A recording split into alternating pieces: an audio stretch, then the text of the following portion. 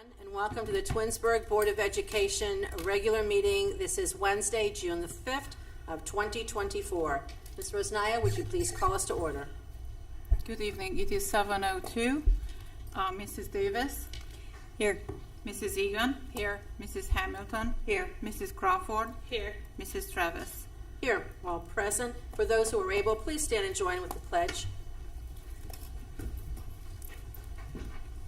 I pledge allegiance to the flag of the United States of America and to the republic for which it stands, one nation, under God, indivisible, with liberty and justice for all. Okay, do we do have an addendum to the agenda? Yes, I have a motion to remove the check mark near optional language of the policy in item K11 and to keep it as it stands currently.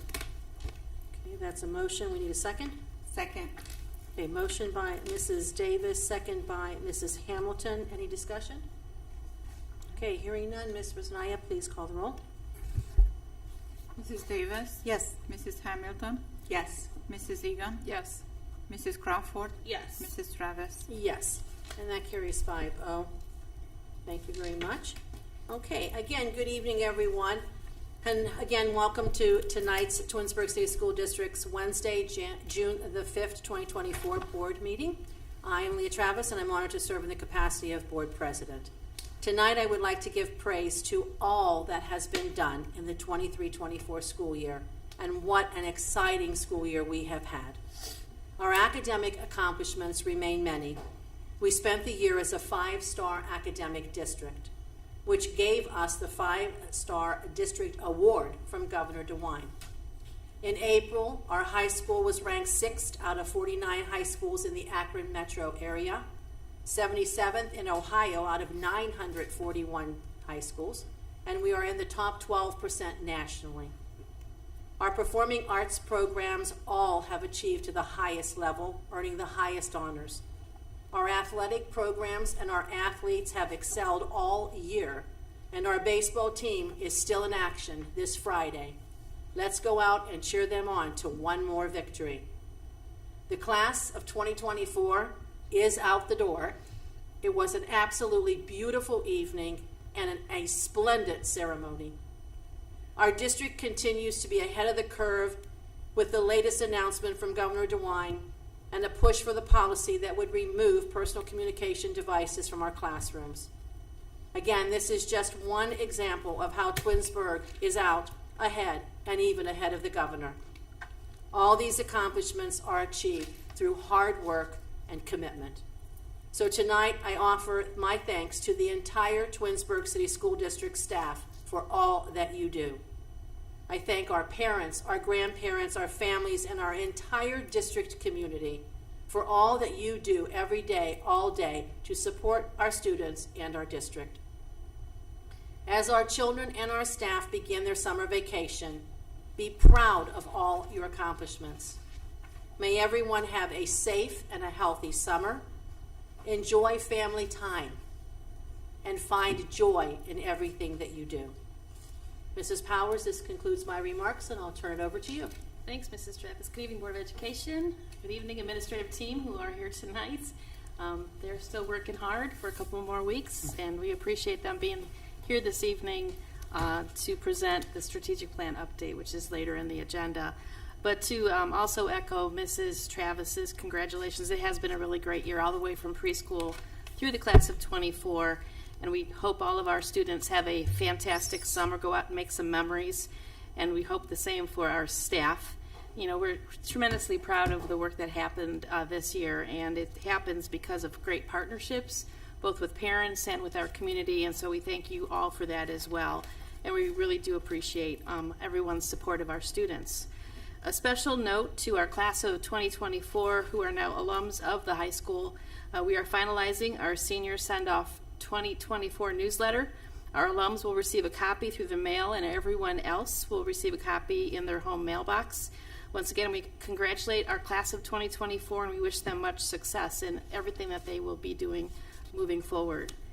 Board, as you know, commencement was at E.J. Thomas Performing Arts Hall at the University of Akron just a week ago. It truly was a wonderful place to celebrate with our grads and their families. We want to thank Mrs. Emily Hunt, our principal, the assistant principals at our high school, our graduation advisor, Mrs. Donna Houston, senior class advisor, Mrs. Nikki Swinning, senior class counselor, Mr. David Zoldos, scholarship administrative assistant, Mrs. Amy Bennett, and administrative assistants, Mrs. Danette Fodor and Mrs. Lizette Simon, and everyone at the high school who really worked very hard together to support the students, especially the class of 24. If you've driven past our high school, you know that we have this wonderful sign out front, and it'll be out front for next month or so to celebrate our class of 24. And we want to thank our Twinsburg athletic boosters for once again providing this wonderful sign in celebration of our graduates. And it's so fun when you see the kids up there looking for their picture and taking pictures with their picture. So come on out and do that if you haven't done it already. And again, thanks to TAB for their generosity. Congratulations to our Tiger track and field team who performed extremely well last weekend at the OHSAA state meet at the University of Dayton. And here are some results. Savannah Swanda was 4th in the 400 meter, and she was also 8th in the 200 meter. Sam Hopp was 7th in the 800 meter, and Leah Stewart, Sanaya Ruffin, Taylor Humbert, and Savannah Swander were 4th in the 4x4 relay. And Derek Pugh also had a wonderful performance over at the high jump. I was watching him from the side. Oh my gosh. I swear the kids have springs in their legs. I don't know how they do it. That is really hard. And so congratulations to him as well for a great run through the state tournament last weekend. All of these athletes are also recognized now as all Ohioans, which is amazing. And it's just great to have a great memory of their time here at the high school. We congratulate all of them as well as our coaches, Coach Komet, Coach Bird, and the entire crew. And when I was watching Derek over at the high jump, Coach Glover was standing by the side, and he came over to me. He goes, "I'm getting too old for this." He goes, "All the anxiety and just like hoping and wishing, and it's such high level competition down there." So kudos to all of our coaches, not just track, but everybody who supports our kids. That's hard work, and it's really dedication and leadership, and we thank them. And as Mrs. Travis mentioned, we are super, super duper excited about our baseball team who is headed to the OHSAA state semifinal game this Friday against Olentangy Berlin at Canal Park in Akron. All state tournament tickets are sold online at the OHSAA portal, so if you're looking for a ticket, please go there to purchase them. We really hope that we fill the stands with Tiger fans. And if you can't be down at Canal Park, please come out on Friday afternoon because at 12:15 the team is leaving Twinsburg High School, and they will have another police escort as they head out of town. So it's just a lot of fun, and we hope that the community just comes out and supports our kids. This is high level of play. When you get to these state tournaments, it is remarkable just the level of play that you get to see. It's just so much fun. So I hope everyone can come out, and thank you, Board, for dressing in your Tiger gear tonight. You look awesome, and we appreciate that as well. And then finally, Board, tonight's agenda is rather busy, even if it is summer. We're going to have a discussion here shortly about the Tiger Legacy Project, and that will be followed by a discussion with 2 administrative reports. The first with Mr. Bandiera and his special education profile information, which was published by the Ohio Department of Education and Workforce recently. And the second is a presentation by our administrative team with respect to buttoning up the strategic plan for the year.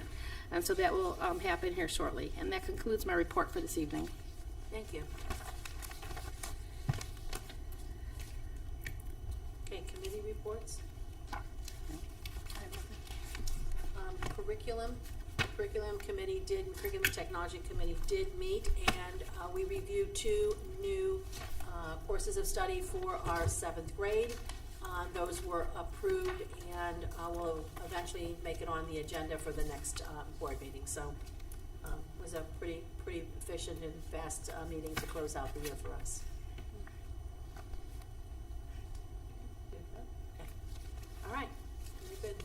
Mrs. Powers, we'll take it back over to you guys. Okay, Board of Education, last week on Wednesday, we had a great community conversation about the Tiger Legacy Project, but there's really a great importance to make sure that at least part of that conversation happens here at the board meeting, being a public meeting, allowing you an opportunity to ask questions or have conversation between the board as we continue to define the scope of this project. So this evening, Mrs. Rosnaya, Mr. Strickland, and I are going to just do part of this conversation that we led the other evening. But I want to point out that since Wednesday, we have some updated numbers that are really very intriguing. And when we get to that point, Mrs. Rosnaya will be able to explain what happened and why the numbers shifted actually to the good. Actually, I should say to the great. So we'll get to that part here in a few minutes. And we're grateful to individuals that we have supporting us in the legal field that have been helping us to define some of this work. So we're going to skip through the whole first part of this presentation because you already understand the path that leads us here. And anyone who would like to see this presentation, you can go on the district website. There on the left side, you have to scroll down because there's so much information you don't immediately see it. But on the left side, scrolling down, there are 4 buttons, one of which happens to be the Tiger Legacy Project link. And we have been very diligent about trying to keep that information up to date. And so you will find last week's PowerPoint, last week's presentation, the video, as well as the frequently asked questions that we built after last week's meeting. That is out there as well. And as we continue to receive questions, we'll continue to update the FAQs on the website for anybody who's interested. But to begin, I just wanted to refresh everyone's memory that for this year, we have been working in partnership with the OFCC, Ohio Facilities Construction Commission. They have come into our district and taken a look at all of our facilities. And you know, from 2016, we have had a facilities assessment. So we've been working toward a project. First, it was called the Conceptual Legacy Project, and it changed in 2021 to be called the Tiger Legacy Project because the Facilities Action Team, which is directly related to your strategic plan, said this should no longer be a concept but a reality. Let's change the name, so the name was changed. And so under the leadership of Matt, when Matt got here from his experience next door at Nordonia, we started to talk about what can the OFCC do for us to help with this project. And so under Matt's guidance, the OFCC partnership was born here. And they came into the district this year and did a remarkable job of looking at every nook and cranny in the district and building this tremendous assessment, which helps to define the scope now for the project. And we're going to talk this evening a little bit about that, and I will ask Matt to speak about renovation versus replacement here in a minute. But this slide that's on the screen is extremely important because now this is the 4th enrollment study that has been conducted about the district in my time here, so over the course of 13 years. And the first one actually wasn't ours. The first was the city of Twinsburg. At that point in time, in about 2013, the city was working through their comprehensive plan.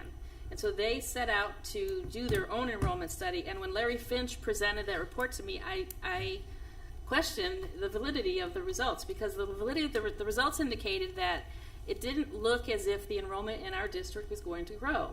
And at that point, Ethan's Green was still growing a little bit. There was construction all over the community. And so I questioned Larry about that. And then we said as a school district, let's do our own study. Well, sure enough, when we did our own initial study, it came back aligned to the city study. And so the city study and our study was pretty aligned in the sense that it does not appear that enrollment is projected to increase by any significant amount or decrease over the next many, many years. So as the board early on was working through the Conceptual Legacy Project, they asked me again to do another enrollment study. And so a second study was done, same results, different organization, same results, the enrollment is pretty steady. And the importance of that is when you're talking about potentially doing a project, you need to know who you're building for. Is it going to be steady? Do we use the numbers that we currently have, or should we be projecting something greater or smaller in time? But the two we did and the one the city did looked pretty similar.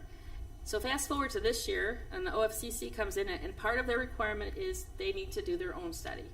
And so they did their own study, and as you can see up on the screen, the enrollment in our school district from the present day to the 2032-33 school year is relatively steady over time. Obviously, some students come, some students go, but what this is a mark of is confidence in the community in which we live, people who have kids go through our school district, those students move on, but the families stay here. They may be empty nesters. They may be purchasing another home within the community, but we don't have a lot of folks leaving once they get here. And so ultimately what happens when families age, parents get older and maybe they retire, they may move to a smaller community or elsewhere, assisted living, then those houses are sold to younger families, and that's how the enrollment continues to be pretty consistent. So this is a really important part of their assessment, the OFCC assessment of our community, and we are really pleased that their numbers came out similar to what we've been looking at for many, many years now. So just wanted to give special consideration to that this evening. Mrs. Powers, just a quick question on that. It just popped in my head because I know we've done this study, and usually I see a lot of movement from our students come after Dodge, like so they're leaving the district after Dodge, and not coming to middle school, or after the middle school and not coming to the high school. So with the enrollment studies, do they ever look at like the movement of increasing, like the numbers could stay the same, but do they ever look at it, like break it down to like the grades? So It's a projection, yes. Yeah, and even though we see some students going between 8 and 9, what's most interesting is those students come back at the high school. Sometimes when students leave, they might not find what they're exactly looking for, and they do then come back to us. So Mr. Fantone, Mr. Strickland, and I have talked about that over the course of time.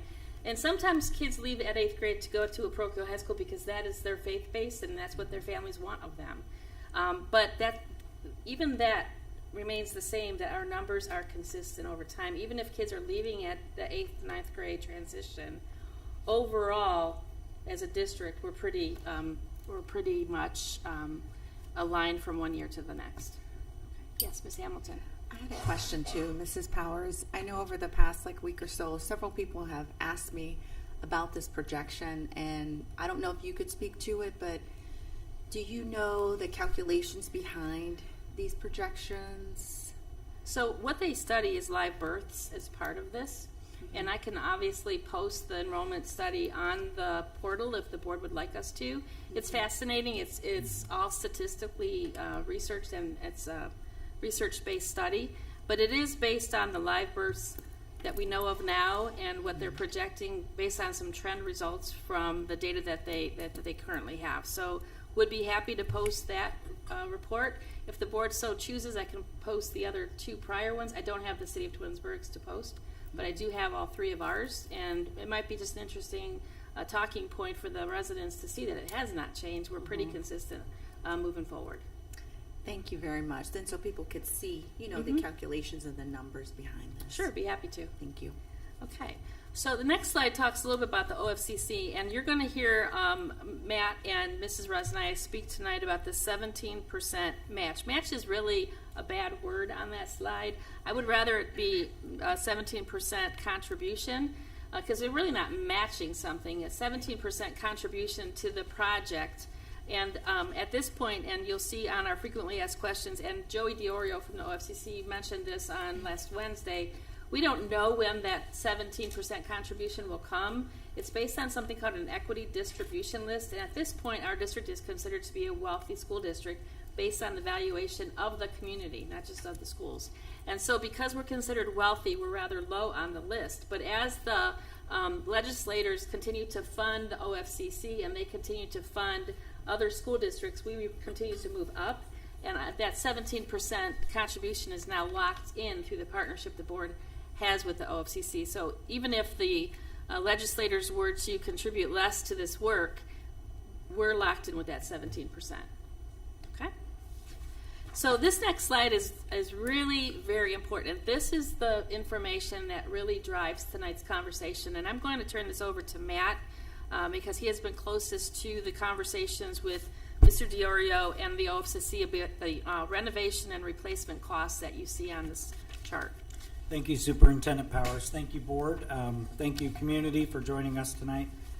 So these numbers, my favorite part about working with the OFCC is they're very data-driven. So it takes any opinion out of it. And sometimes when you have a charged Any topic you're dealing with, you're talking about a lot of money, you're talking about potential new buildings. People have different opinions, different feelings. When you bring in the state and they look at everything as just data and numbers, and then they give to you recommendations. What you do with it is up to you. These numbers are nice because OFCC doesn't only pull Ohio numbers, they pull this whole region of the United States. So that's labor, materials, union labor wages, all of those things, contract rates. They put in this big pool of data regionally in the country. And that's important because they look at states that have freeze and thaw weather the way we do. So they realistically speculate, how long will a roof last? How much does it cost? What a roof costs here versus California are very different. So our systems and our buildings function very different, and they cost very different to replace or renovate, as you'll see on this slide. These numbers are so important for our district because, as Superintendent Powers mentioned, the last time we did an assessment, these numbers were less, but they were climbing. So all of the numbers, they don't just stay still. Over the years, as your building is there, even as you do repairs and renovations, what we're seeing with this data, and if you talk to OFCC, they explain it better than I would, but post-COVID numbers and inflation have outpaced the construction industry to a point where it's cheaper per square foot to build new than it is to renovate. That's important for two reasons. Number one, the state, what I really like when Superintendent Powers mentioned the equity list, think about this in terms of the reason we involved OFCC. They want to look across the state of Ohio at school districts and give kids the most equitable education experience they can in buildings that are ready for the careers of tomorrow. All these things these kids are doing that haven't even been invented yet. They want every kid in every community, no matter what the wealth level, to have an equal shot at a good school building. So when we talk about equity list and we talk about these numbers, understand that the state's investment in it is the kids. It's your community. They're looking at it as, if you have the opportunity to go, for an issue, building new is better than renovating. So when you look at the slides and you see these percentages on the thresholds, it's really simple math calculation. When you do the renovation cost and replacement cost, all of these numbers came directly from our latest OFCC assessments, which we will be providing the board a version of that so you can see all this. It's in tiny spreadsheet print, but you can wade through it. But when you do the ratios, the state recommends that if you exceed 67%, I'm sorry, of your repair to replace ratio, they would tell you build new. Two reasons. Number one, once you exceed that, that number is only going to climb. And even if you spend against it to fix the building, the value of the asset doesn't appreciate much. So even if you do a complete roof replacement and then a year later you redo the assessment, you don't get the same credit. The value of your asset doesn't really go up exponentially on a school building. You just repaired the building. The state rather looks at your replacement cost. And when you look at these numbers, let's just Wilcox, for example, because it's the first listed. The state would say if you came in and renovated all of the roofing, all of the HVAC, all the windows, electrical, all the main components of the building, you're looking at a little over $31 million. Because of post-COVID, because of inflation, because of the market, for a little over $2 million more, you build a new building.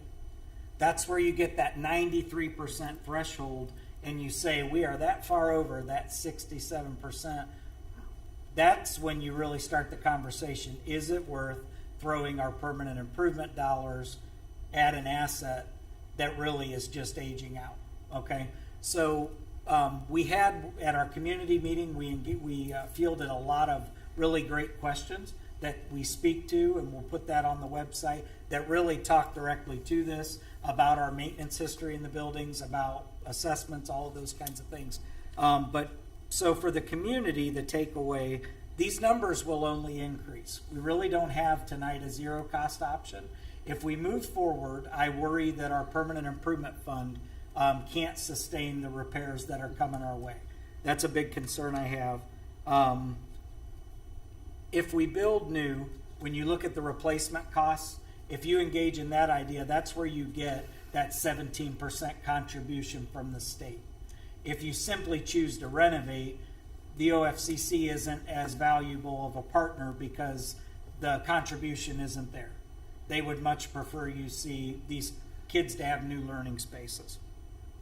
When you look at also questions we fielded, well, what happens middle school, high school, as we talk about later in the plans, we can renovate internally. The OFCC doesn't come in and mandate you have to do this, you have to do this. As you'll see, we'll get into some potential options for the project. But please, just for the community, understand the co-fundable part of any project we would do is building new square footage and then taking down an old building. That's what the state is willing to co-fund. Does anyone have any questions around these figures or the data that it takes to make it up?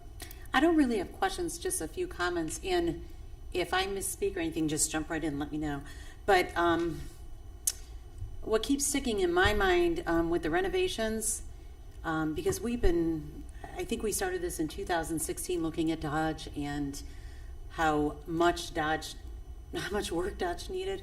But what keeps sticking in my mind is the renovation cost is just really to bring us up to code, to repair things that we have. It's not really updating us to third millennial learning and adding new equipment or furniture or labs or anything. It's just really to make our school function. And I mean, I spent a lot of years in the K through 6 buildings when my kids were younger, volunteering. I was there all the time, and our schools and the staff and everything do a really good job of making it look nice with what we have. But I'm not sure how many years ago it was now that the board toured Dodge, and I've seen it, a ton of times, but we kind of went even further behind the scenes and went up into the rafters and all kinds of other, up in the, where all the equipment is, and it was kind of scary seeing all that, but we've been doing such a good job making it look nice and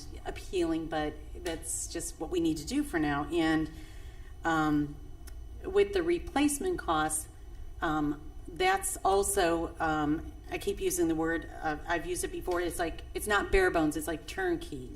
It gives us what we need to just walk into the building and go from day one. And I know a lot of people on, some of the social media platforms will chat and bring up questions and go back and forth and maybe make presumptions and assumptions, but I think really to get the factual information, they should contact, board president or Mrs. Powers or Mr. Strickland with any questions, and we can always add those up on our frequently asked question or page, as you said. But I try not to, spend my life on social media, but from things I've seen, sometimes there's just a little bit of inaccuracies there because people will have an idea or an assumption and then run with it, and then all of a sudden you get this going out of control. That's not where you're going to get the most factual information, but renovation brings us really just so that we can function. The replacement, we can walk in and start kids in the classroom day one and have everything we need. Yeah. I might want to add also, just using the high school, and I know, Mr. Strickland, you've brought this up to the group last week when we had the meeting at the auditorium, the conversation in the auditorium. The high school's 20 years old, and with a lightning strike, the equipment that melted is obsolete. And that's 20 years. And I don't know the exact age of Dodge and Wilcox, but it's a lot more than 20 years. Absolutely. And so even trying to renovate, we're talking about obsolete equipment that might not even exist to be repaired. It's going to be a full replacement, which is, just a lot. Reinventing it. We're spending money on defective, that'll be more defective. And the other thing, Mrs. Powers, if you could, I agree with Mrs. Davis. Social media is not the place to be putting the thoughts and the comments. Is get the facts. And we have created as a district the legacy Gmail account. So if we could mention that, put it in, and I strongly urge you to do that, is to send those thoughts, those suggestions, those concerns to that email. And if there's a concern that, well, we just don't trust, well, okay, once you send that email in, it's a public record, people. It will not go anywhere. It will be printed. Us as a board will get to review what's coming into us.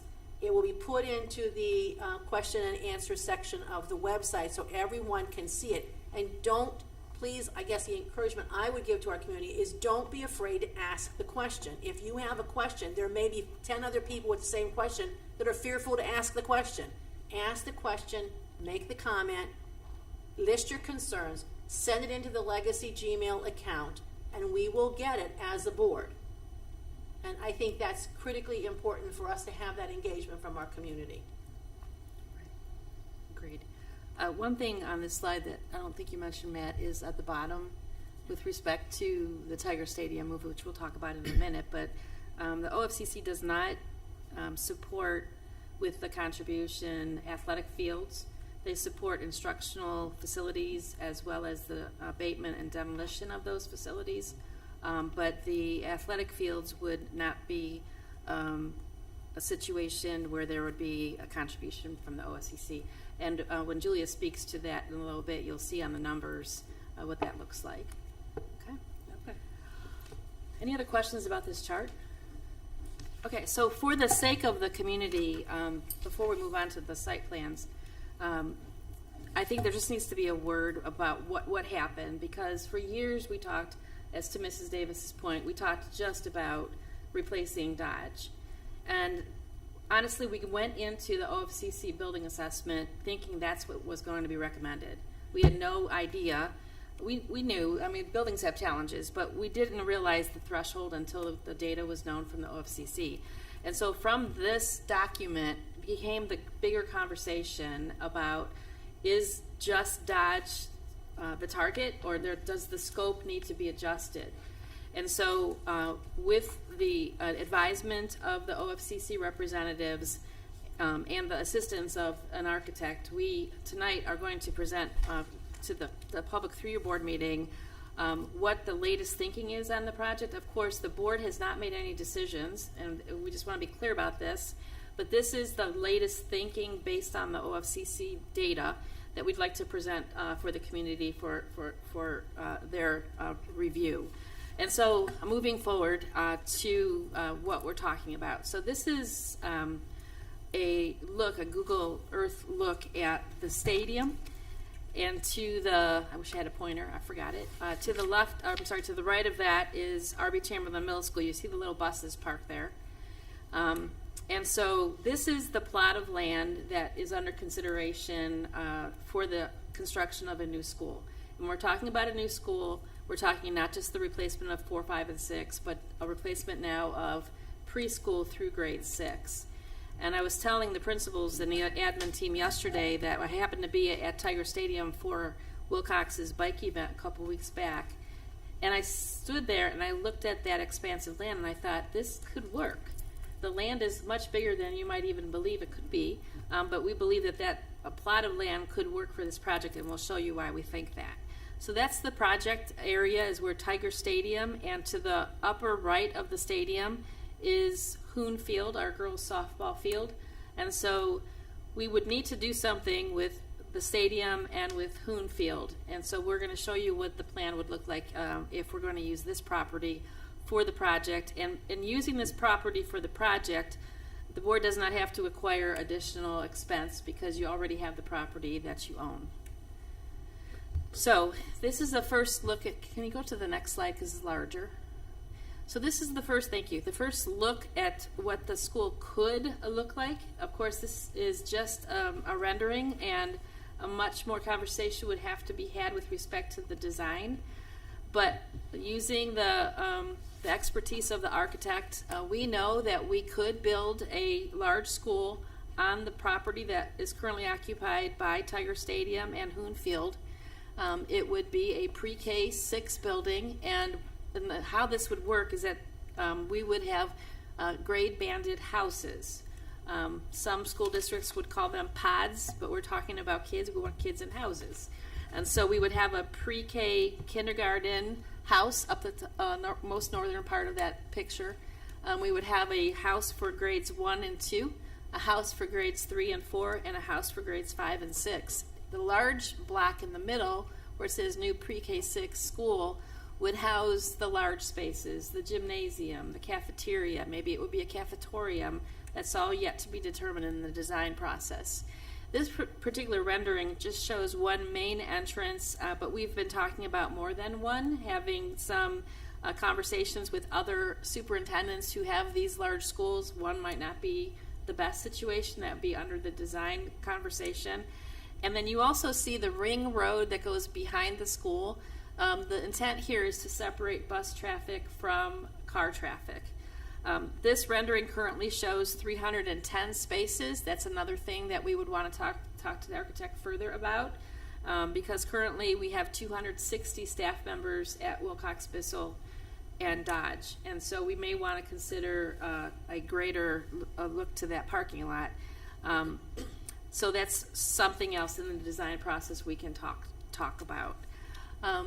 So that is a rendering of what the new school could look like if the board were to consider a pre-K through 6 structure. Do you have any questions about the structure itself? No, but just to back up a second and just to, I guess, note, as far as the OFCC, I guess it's worth pointing out that they're basically non-biased. They really don't have any skin in this game. They're just presenting us with facts. They do not benefit from providing us this information. They're not even local. Right. I have a question, Ms. Hamilton? Kathy, just in reference to the different houses for the prospective grades. Like at any point in time, would you have a kindergartner like crossing paths with like a 5th or 6th grader? That's a great question, and you'll see on the frequently asked questions, somebody asked that Wednesday night of last week.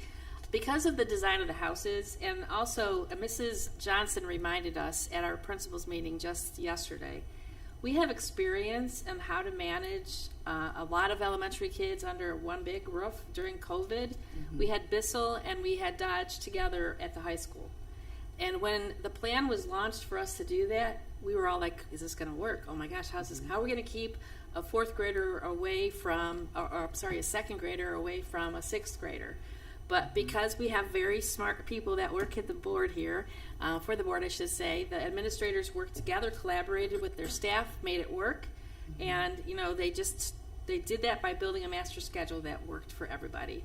So it's not an easy thing, mm-hmm. but because we have an experience already, thank you pandemic I suppose, we've had experience with a lot of different levels of students under one roof. And although the high school has pods, they still were able to make it work in that environment. And sometimes they had to share a pod because of the situation that we were working through. Mm-hmm. But I would say it was a successful year in the sense that they were able to make it happen through the masterful work of the principals, building a master schedule that worked for everybody on that campus. So that's going to be the ticket to make this work is for the building principals to work together to build a master schedule where we're not going to have a kindergarten child in the lunchroom with a 6th grader. And so it's all about the design of the building, and then on top of that, it's the schedule, and it's also talking about transportation routes. So everything has to work in tandem. And because of the experience with the pandemic, we have had a lot of that collaborative talk and work already here, so it's not uncommon that the administrators would be talking about that already. So, and just to that point, I grew up in a K through 6 building, and I don't remember being in kindergarten and ever running into like being scared of older kids or anything like that. I believe back then, and that was. We're not going to say how many years ago that was, but it's still like I was still in a separate wing, and so they kept it separate back then. So I don't see it being an issue. And even looking at the plans that were shown in further detail, some photographs we saw of other schools that had done something similar. I mean, it's really, we're calling them pods or houses or however you want to designate it. the kids are spending the majority of their day in that building, but it's not as if they're, I know, it's a small little space. It's like a full school. And even when they leave their classroom, maybe to work with other classes or like what we picture going to the library, they have the commons where all the books and work areas are and where you can do things outside of the classroom, but still within your little pod or house or building, not with the older grades. So it really is definitely from the plans that we saw, a separate feel. They're still in their own building with their own classmates, from what I understand. And even though that they're going to be in their own houses and that they're going to have their own schedules, the question came up about, like, if they're going to be the house is going to hear each other's bells, like when it's time to change a class, or like it's a time to go to a special or something to that effect. Like, I think that would probably all still be in the plans as we're making that, but I think that those are pretty soundproof, so that you wouldn't be able to, like, the first and second graders wouldn't hear the third and fourth graders bell to go to a special or something. So I think that too would be able to be more developed. Right. And one other question that I've had, and that was the drop-offs and pickups. My response is probably not the best one that someone would want to hear, but at that point, I didn't have an exact answer, except that we have 3 drop-offs and pickups now. So if we were to have 3 drop-offs and pickups then, it's really not any different. Doesn't change the flow. It doesn't change the feel, and we're not going to drop off all the pre-K through 6 kids at one time, because that is not educationally appropriate for busing either. So as far as drop-off and pickups are concerned, it's still going to have rotating issues there, but if we don't do anything, we're still going to have rotating issues, because that's the way we function as a district. So that was how I answered that question, Right. to the best of the ability at that point. Oh, and I'm sorry, and one more thing popped in my head that I thought about after we had the community forum that I don't think was mentioned. One of the, I think a big benefit is all our students are right across on our safety features, the police, the fire, any emergency issues. We're literally right across the street, not on another end of town, or in the township versus the city versus Reminderville or whatever. Everybody, they can be there in an instant if needed. Right. One thing to mention here, clearly, there needs to be further conversation with the city. I mean, the traffic issue is going to be something that's going to need to be addressed. Mayor Scafidi and I are corresponding about a time that potentially Julia and Matt and I might be able to present to City Council. Mayor Alonso has already invited us to the Reminderville City Council meeting, and I'm hopeful for the same for the trustees in the township. So, but for the sake of this, it's going to be very important that they have a partnership. We already do, but helping us figure out the traffic is going to be monumentally important. And that's not something Matt and I do for a living, and so we need to rely on the experts here in the city to help figure out what that might look like moving forward. So just wanted to recognize that as well. The other thing I wanted to point out is that the preschool K house is only 1 level on purpose, and so that is not a 2-story house. It's only 1 story. That's why it's spread out a little bit farther, and we think that's most developmentally appropriate for little ones. We have 3-year-olds in preschool, and so we want to make sure that their environment is developmentally appropriate for them when they first come to school, initially. So that's the proposed design. Now, we've been working with LESCO, Rob Blatchford, and he was the architect for the Westlake Elementary School project, which is a couple years old now. But the next slide shows the look of what this potentially could be. Obviously, this is the Westlake, not Twinsburg, but you can see the main entrance there on the front of their building. You can see the big space in the middle is their common area. When we visited a couple years ago, the kids were in lunch. It was a very active space. It was not loud, though. It was well managed. They have an SRO office right at the Welcome Center in their building. And if you go to the next slide, you will see the back end of the building and a better picture of what those houses could look like. That's their bus pickup in the back, so that's similar to what we would be hoping to construct on our property as well. And then you can see how their houses are divided. Board, as you know, we have a visit to Westlake Elementary School next week, and the following week we're going to go out to Wycliffe. Both are rather new construction, and so we're curious to see how this actually works. And so I appreciate Superintendent Goggins and Superintendent Specia for opening their house to us so that we can visit their campuses in the next couple of weeks. Okay, the next, we're going to just go past these.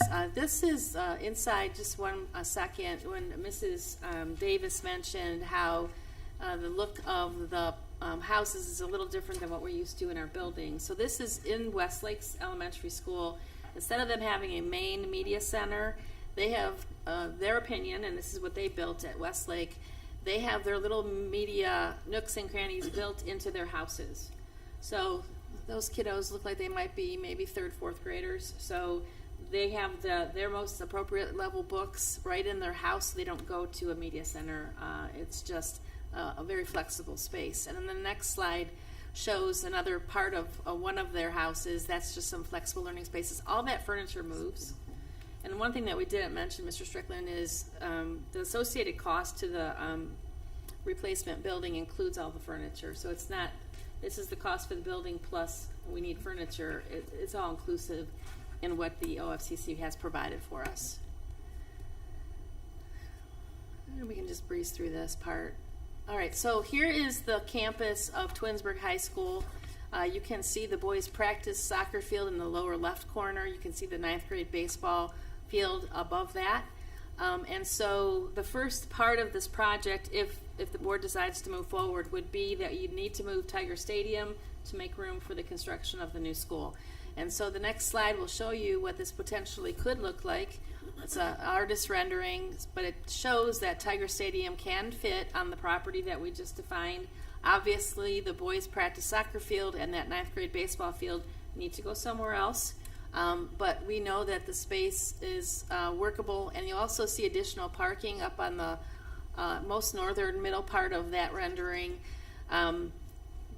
Parking is just there's a lack of parking at the high school. I know when we have meetings, I feel like the helicopter go round and round and round until I find a parking space. So we do need additional parking, just even during the school day. But for events at the stadium now, that would be, all the parking that we have plus additional to that. So we can also talk about additional parking, but right now that rendering shows an additional 75 spaces in conjunction with the new stadium being built on that land. And the next slide just is a larger version of that, where you see where that is in proximity to the fitness center, which is that building to the right bottom, then the current fitness center parking lot, our current parking lot, which is across the way where our students, high school students park, and then you see the student parking lot and the bus lot there. But the main point here is that a football stadium can fit right there, and there's enough space for it with all of the additional things, with enough concession stands, field houses, space for the track events, the field events, I should say. So it would work if this is the direction the board is deciding to go. And I didn't even realize there was 100 parking spots right there. Bottom, yeah. And Yeah. then 75 up top. Yeah, so Yeah. that's New parking lot. Yeah. so that's nice. I will say here, we've gotten a lot of stuff like they said on social media and from other in the community about how it seems to be more of a sports project than a building project, and I want to make it clear that that is not what this is. We've looked at many places of where we could put a new building, and even if you look at that spot right there, a new building wouldn't even fit there. So we've done our work as a board, as the administrators, they've done their work, and we've tried to look at different places as to where a new school will go. Again, it makes sense to have that campus feel and to be right where the current stadium is, and because of that space, that's why it had been decided before we even decided to look at the K-6 building to put Dodge right there. And so with putting Dodge where the stadium is, we have to have a stadium somewhere, and so that this is where this was the only place that made sense to put a stadium, and because of the practice fields being right there, we have to move that. So I just wanted to make that clear that education is our number one priority. And based upon the space, this is why we have to do things the way that we're looking to do. Thank you. And are we also seeing 2 exits out of the football field? We're seeing the regular street that or road that we have to come up to the indoor pool and the rec center. And if I'm seeing that correctly, we're going to have another street to go out to Tiger Trail to go down towards RBC. So there would be a nice flow out from the football games to go in 2 different directions. Am I correct in that? Yeah, there's a connecting road right there, and honestly, that's something that we need to discuss further in the design process. Again, conversation with the city is important because we share that plot of land with them. And to Mrs. Crawford's point, when we first talked about the school being up there, we were in a meeting with the city officials, and Mayor Yates was not supportive of a school there because of the traffic during the school day. And so that caused us to reconsider this whole thing, and that is what led us to do the swap between the stadium and the spot for the new elementary school, because we already know that traffic during the day at the high school can be a lot, especially if you're a resident trying to get to the fitness center at dismissal or at entry. And so imagine another school on top of all of that. So it just doesn't make sense. And we appreciate, others looking at this for us with, an objective opinion. And Mayor Yates helped us to understand that wasn't a good spot for that building. Okay, so we know if we move the stadium up to the high school campus, something has to happen with the 9th grade practice field, with the 9th grade baseball field, with the boys soccer practice field, and with Hoon Field, because remember, Hoon Field is going to be, is currently where the new building would be built. And so we wanted to take a look at whether or not the plot of land on the Dodge campus would work, understanding that kids will continue to go to school at Dodge till the new building is constructed. So all of this is working around the need to keep that building alive and well and working with students in it. So obviously, Mr. Fantone would have some logistical things to work through during all this construction, but it's not something that I don't think he cannot accomplish. He's very bright with schedules and such, so I'm not worried about it. But if this is the plot of land for Dodge, and you can see where the building is currently right in the middle, the parking lot. You can see the old track. When that Dodge was our junior high, of course, we would have track there. So that is the old track. You can see in the bottom right-hand corner, varsity field. Yay, it's been a great place this season. And then you can see the girls' practice soccer field, which is to the left of the varsity field. And so, does it work? Can we fit moving all the fields across the street? So we'll go to the next slide. And what you'll see is a footprint of where Dodge currently exists, because we have to make sure that we maintain that building as a school until the new school would be built. And so what you see here, and I think, Jen, if you go to the next slide, it's a little larger. So the existing boys varsity field would be renovated. It does need some renovation, and I know that our baseball families are currently working on a project for raising funds in Coach Luca's memory for a turf infield. So that would be a nice companion to this project for sure. But the varsity field would have to be renovated, needs to be renovated. You can see where the softball field would be placed in the current location of the girls' practice soccer field. You can see where the soccer practice field would be constructed, and then you also see something new, and that's the soccer stadium. It's not a big stadium like Tiger Stadium is. If you've been to Mentor for any of the postseason play, you can understand what kind of stadium it is.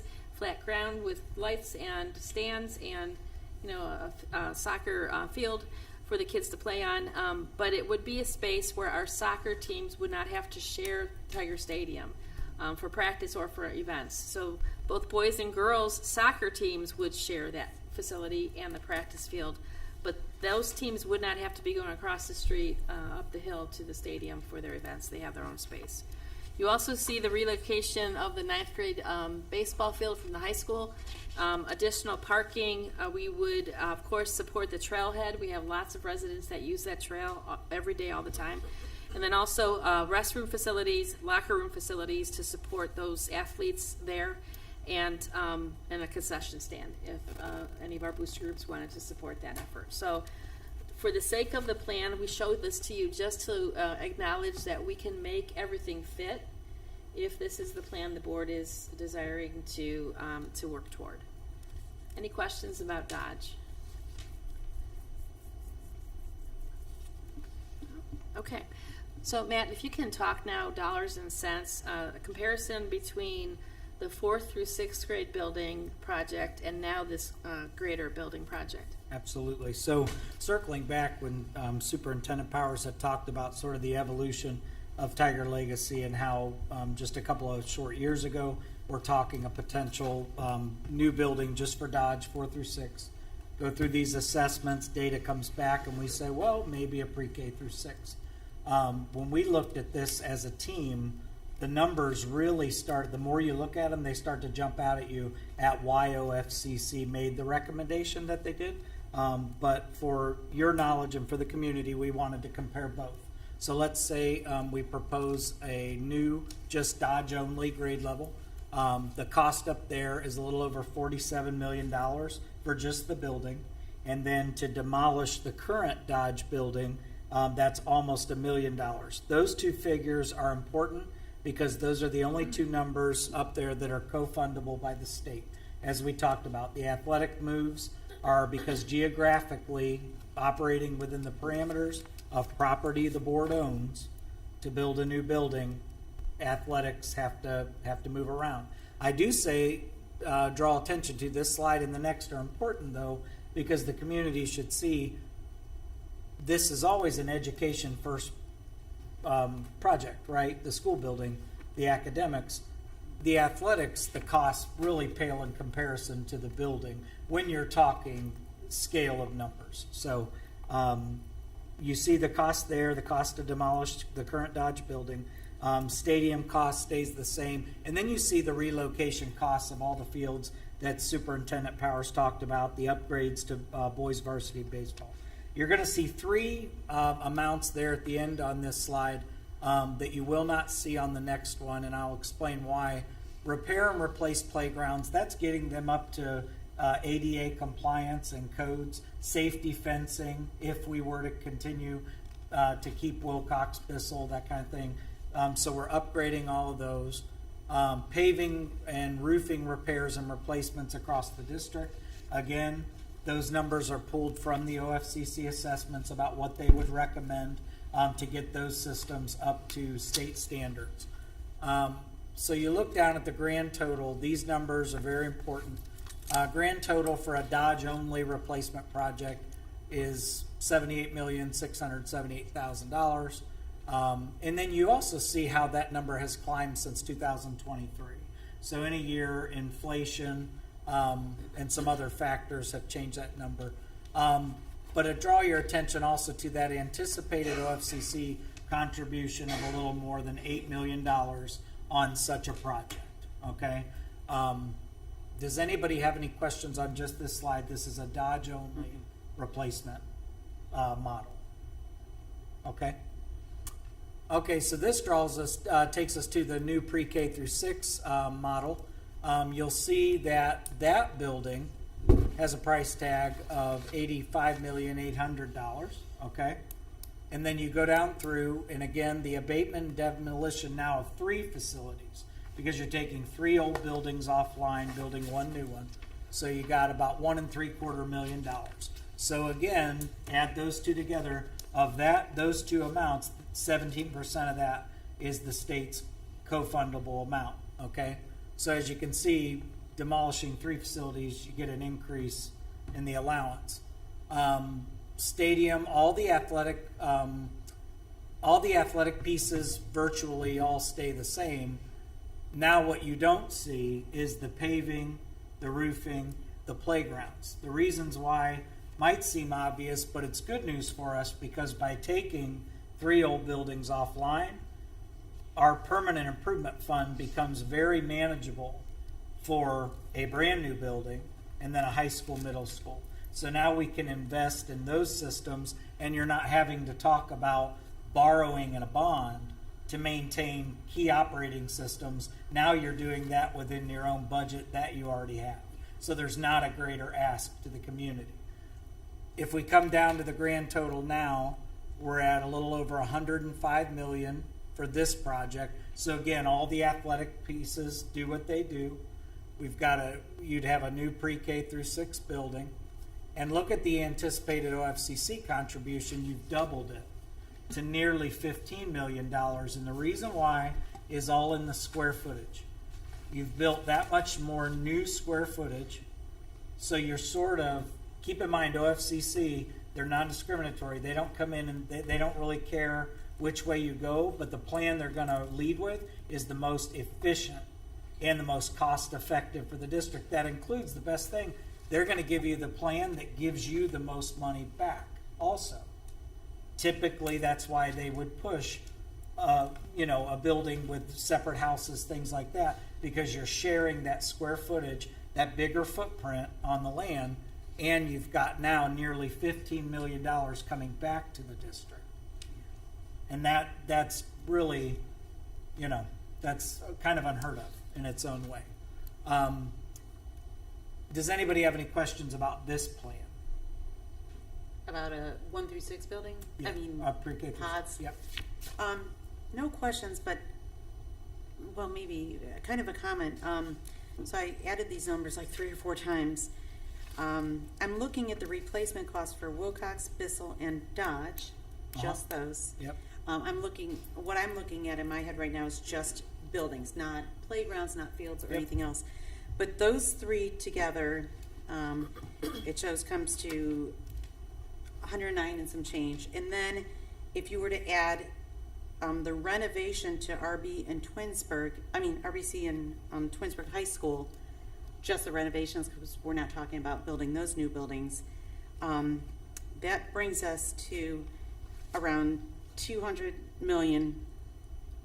And what I'm looking at is the 203, it says 200,310,296 if we want to be exact. Take that number and subtract the total renovations for all 5 buildings, which is 187 million plus odd change. It's showing really a difference of almost 12.5 million for a new 1 through 6 building, renovating RBC and Twinsburg High School. And I mean, it sounds like, I'm thinking millions, it makes my heart drop a bit, but it's a difference of 12 million to have around 12.5 million just in the buildings to have a new 1 through 6 building. So we created the next slide I'll turn over to Treasurer Rosnaya, but to answer that question also for the community, they are more than welcome. Y'all, as you're watching this from home, dig into the numbers, do the math. It goes back to that cost per square foot on building new versus renovating. And the only thing I'd say as a homeowner, what's important for you to think about when you think about this project is your own home. If you're told that you're within 90% of your home's value to repair it, and to your point earlier, that's just to replace your furnace, your roof, your windows. You didn't get new carpeting. You didn't get new furniture. You didn't get a new stove or refrigerator. You just did the main components to get it up to code. So you can live in it. So you can continue to live in it comfortably, right, with our seasonal changes. Versus if they told you for 10% more to get to that 100%, you build new and everything in it is new. You really ought to sit down. That's worth a conversation to say what is the best thing, not for us right now today. We've got an opportunity to talk about what's the next best thing for generations to come, right? So Treasurer Rosnaya is going to talk about a slide that we came up with that really addresses the math, Ms. Davis, about when you add it all together and say, okay, well, let's say we scrap this and just do that. It may not be the best financial decision.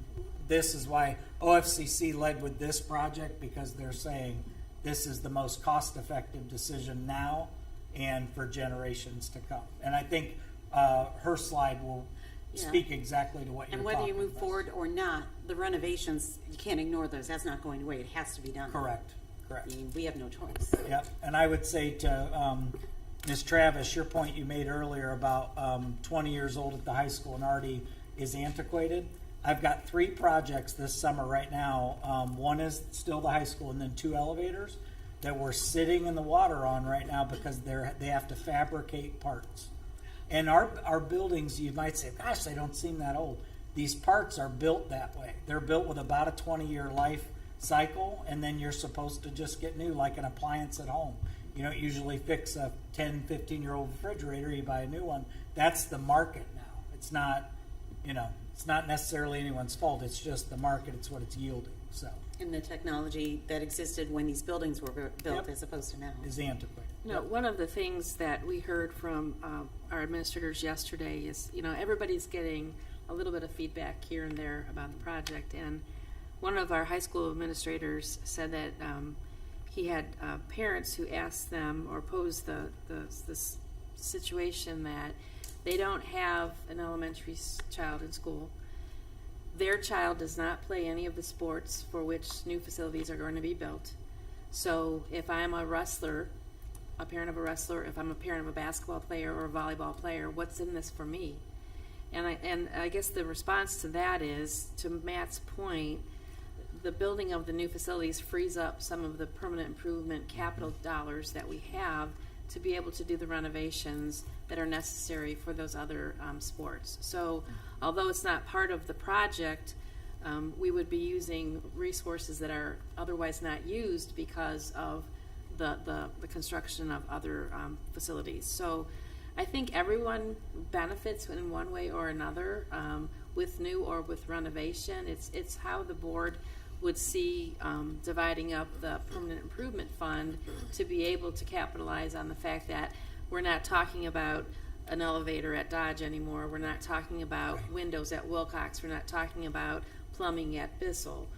Those would be replaced with a new building, and so those dollars that have been used recently, especially for those projects, the board would remember a year ago Christmas break when we had the flood at Dodge. I mean, so we wouldn't have those kinds of things to deal with the new construction, and those dollars that were used for those kinds of emergency repairs can be funneled to another location for renovation.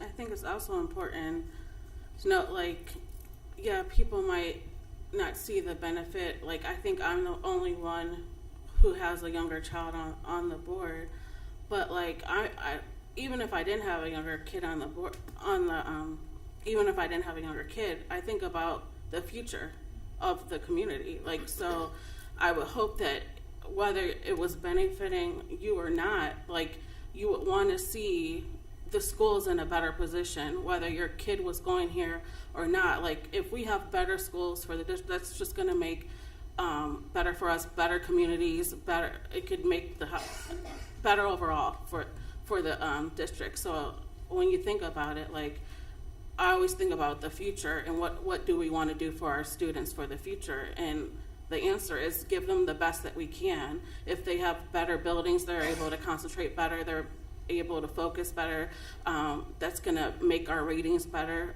So it's overall for the future, not just for the existing kids, but for everybody in the future as well. Well, and again, echoing Mrs. Crawford, we're not here as a board to benefit ourselves. Our job when we were elected to be board members was to act in a financial fiduciary method to keep our district strong and solid, and to make the best decisions that we can make as a board at this table to the best interest of our district. And so, Mrs. Crawford's correct. She's probably the only member sitting here at the table whose child will get to be in a new building, whether we do a 4, 5, 6 or a pre-K 6 building. For 3 of the 4 of us, by the time this is all said and done, we will have no children in the district. And so as we are functioning here and looking for support and looking for the community to engage with us, it is not about us. It's not about the 5 ladies sitting here at this table. It's about what's best for this district, for these 3 communities that make up our district, and for our children in the future.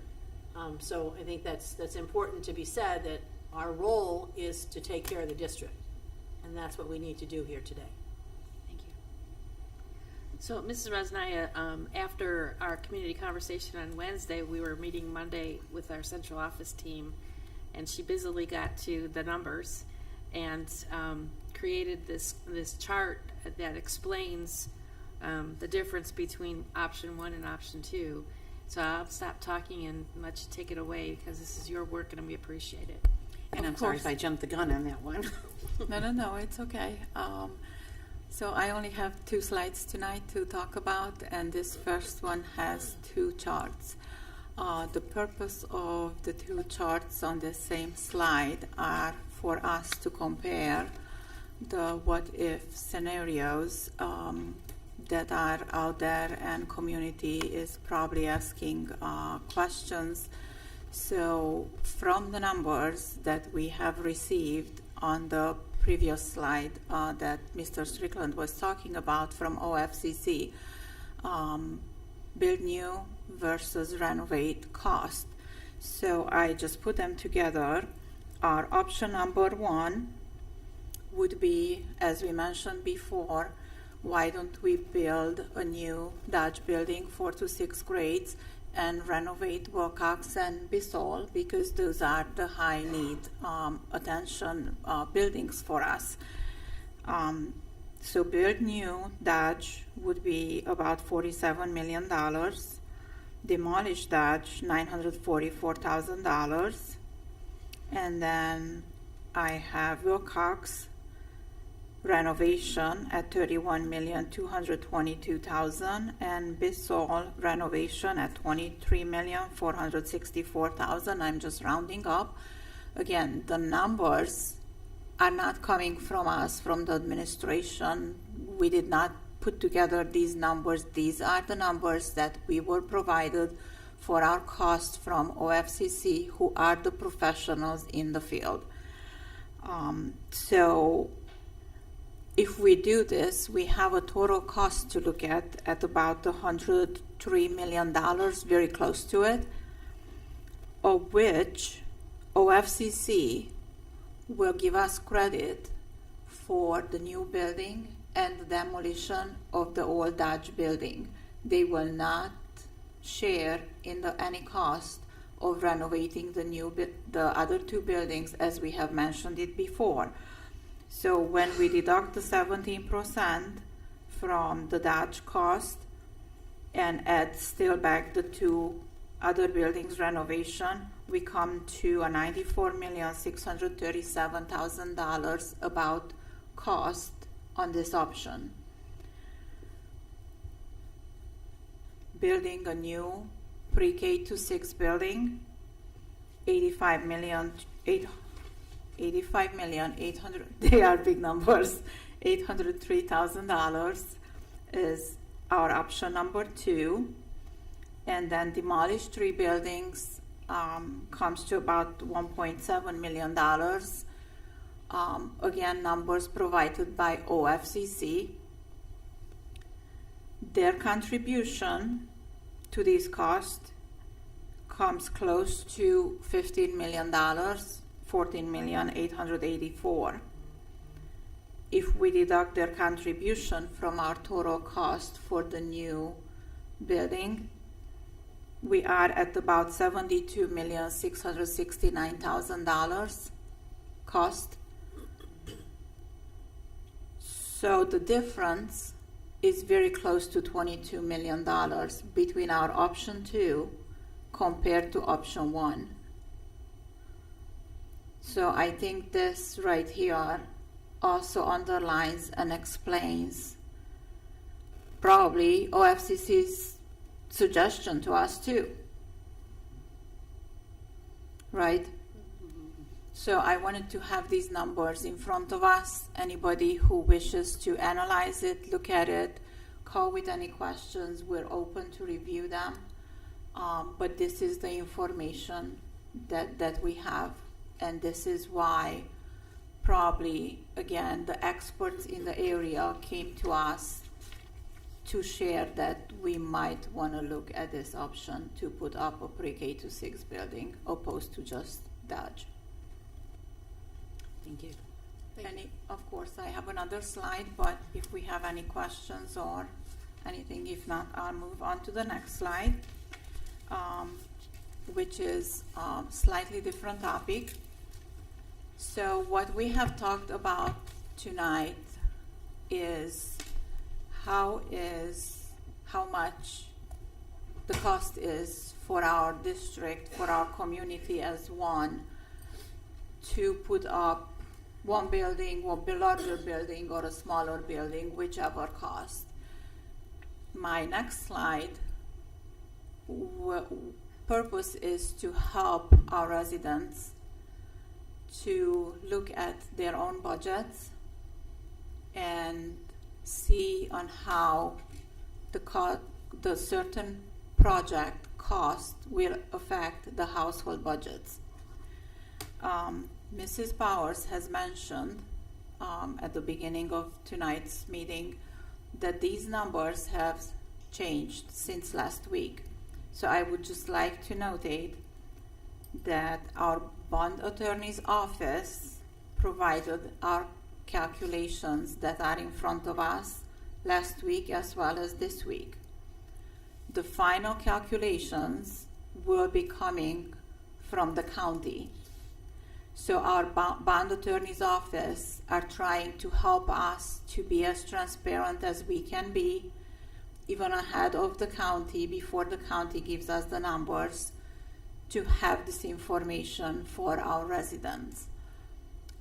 Looks like there is a change actually to our residents' advantage in the cost for the different scenarios, probably because the district overall valuation changes every year, and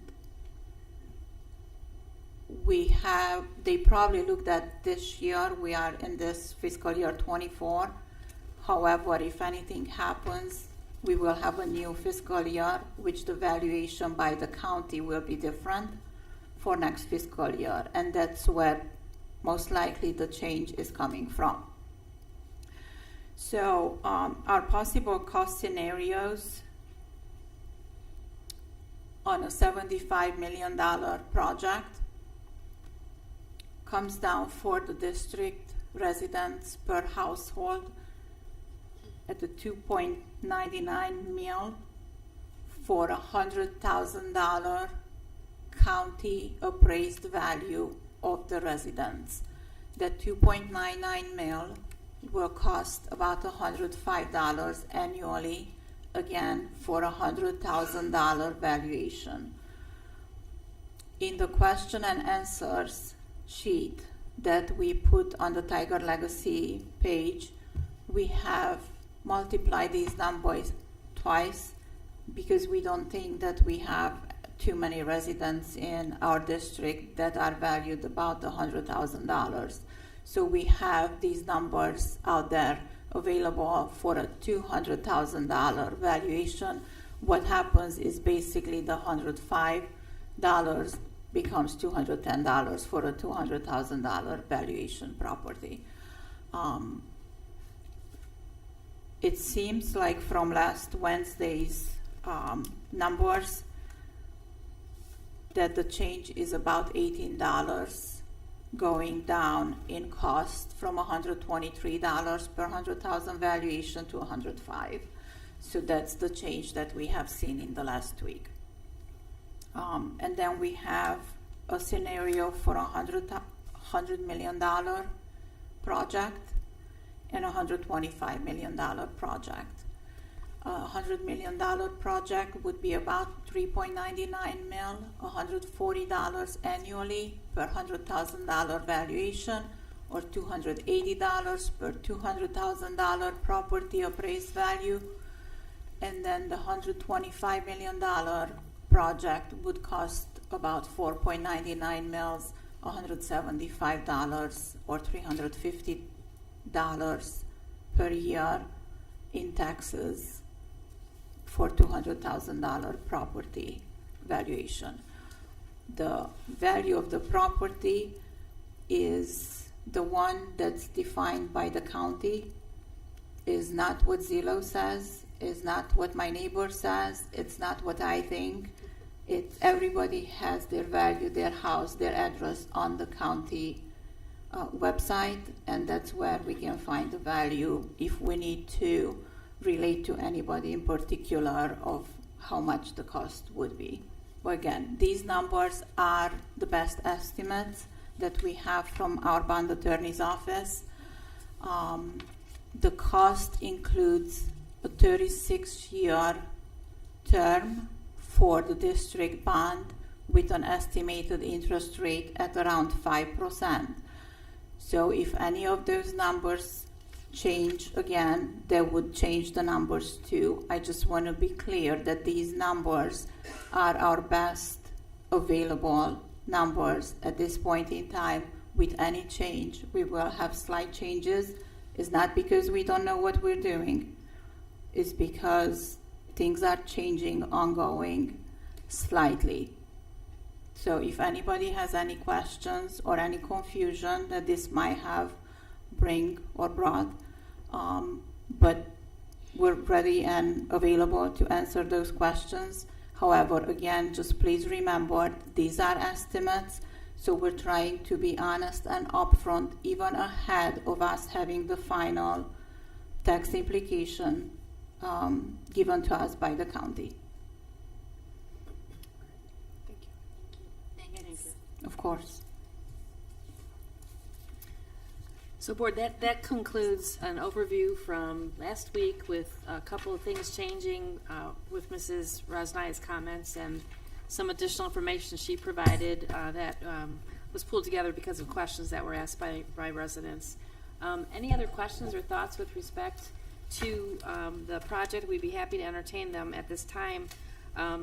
Just so the board is aware about moving forward. So as I mentioned, we're hoping to be able to have conversations with local city governments, township, the city of Twinsburg, and the city of Reminderville here in the next couple of weeks. Addition to that, if the board were to determine to put a resolution on the November ballot this year, there would need to be two resolutions. There would need to be a resolution potentially in June and one in July, because Julia would then need to work with the county auditor's office, fiscal office, to get the right numbers pulled for your benefit. So I don't know where the board desires to go in a direction with respect to this project, but at this point we would be interested to know what you would aspire us to do with respect to Tiger Legacy. Ladies, it's time. Are we in agreement that we would ask Mrs. Powers to move forward to at least get a resolution developed by the attorney that would allow us to know what we're doing and to move forward? Are we sitting together? Yes. Okay, Mrs. Powers, can you go ahead and move forward for us and meet with the attorney and develop the first resolution for their next board meeting? Mrs. Rosnaya and I will work together, and we'll provide information to you as soon as we have it. Okay, thank you. Thank you. Thanks for your time this evening about this. Kathy, with Ms. Powers, I'm sorry. With the meeting, if we do the resolution, I know we had it originally set for the Tuesday, the 20th. Thank you for reminding me. Yes. So the importance of this is grand. Obviously, appreciate your thoughtfulness with respect to our presentation this evening. But to the point Mrs. Crawford brings up, so we adjusted the second meeting in June is always the last week because the Treasurer's Office is doing a lot of budgetary work at this point and it needs to be filed. And so we actually moved the last meeting in June to Tuesday, which is unusual. But some of the board is not available to be at that Tuesday meeting. So the suggestion we'd like to make this evening is to call a special board meeting on the morning of the 25th to allow Mrs. Rosnaya to get the things she needs resolved by the board so she can move forward with her filing, and then potentially go back to the regular scheduled board meeting on the Wednesday of that week, so that would be the 26th, we could not be here. I checked with the city. This room is not available, so we'd have to meet at the LGI or the high school auditorium, but it's summer, so probably the LGI is sufficient with space. And we would live stream that, obviously, for our residents who have an interest in watching virtually. So the question tonight is, does the board desire to call a special meeting on Tuesday instead of that being your general meeting? And then that would be a morning meeting, and then Wednesday, the 26th, would be your next regular board meeting for the purpose of the board's regular business. It's fine. That's fine. Everyone good? Okay, we're fine. That's fine. The 26th is Bruce's birthday, but it's all right. Hopefully we'll make it short. Yes. And what time are we, if we do it on the 26th, or 25th, the special meeting, what time are we? What time is the board? Just a very quick meeting in the morning would be fine, or at night too. Anything works. It's going to be a 7:30? quick one. 7:30? 8 o'clock? AM or PM? What do you work Yes, for you? What works for 7:30 you? a.m. is good. I haven't checked to see if I can get on. What time Just do you real work? quick, how time do you 8 o'clock. start? Start at 8? So they can do 7. We'll do 7? That's fine. Okay, 7 we'll do 7. 7 a.m. 7 on the a.m. 25th. I might be able to get either. If we don't, I have 7, but I can see if I can push it out a little. Okay, if she can push out, we'll let you know. We'll go And the 7:30, but 26th. put down 7 for sure for right The now. possibility of 7:30. And we'll go for 7:30 if we can. Okay. Okay. Okay. And then a regular board meeting at 7 o'clock on On the June 26th. 26th. It'll be at the high school. Okay, LGI. at this LGI. point. Okay. Okay. Very good. And the resolution to just double check with the board president that you mentioned for Mrs. Powers to work on. I will be part of that too. Perfect, thank you. Of course, it is for a pre-K to 6. Correct? We're going pre-K through 6? The resolution. Pre-K through 6. Yes. Okay, so just that we're clear with the direction. Yes. Yes. Okay, thank you.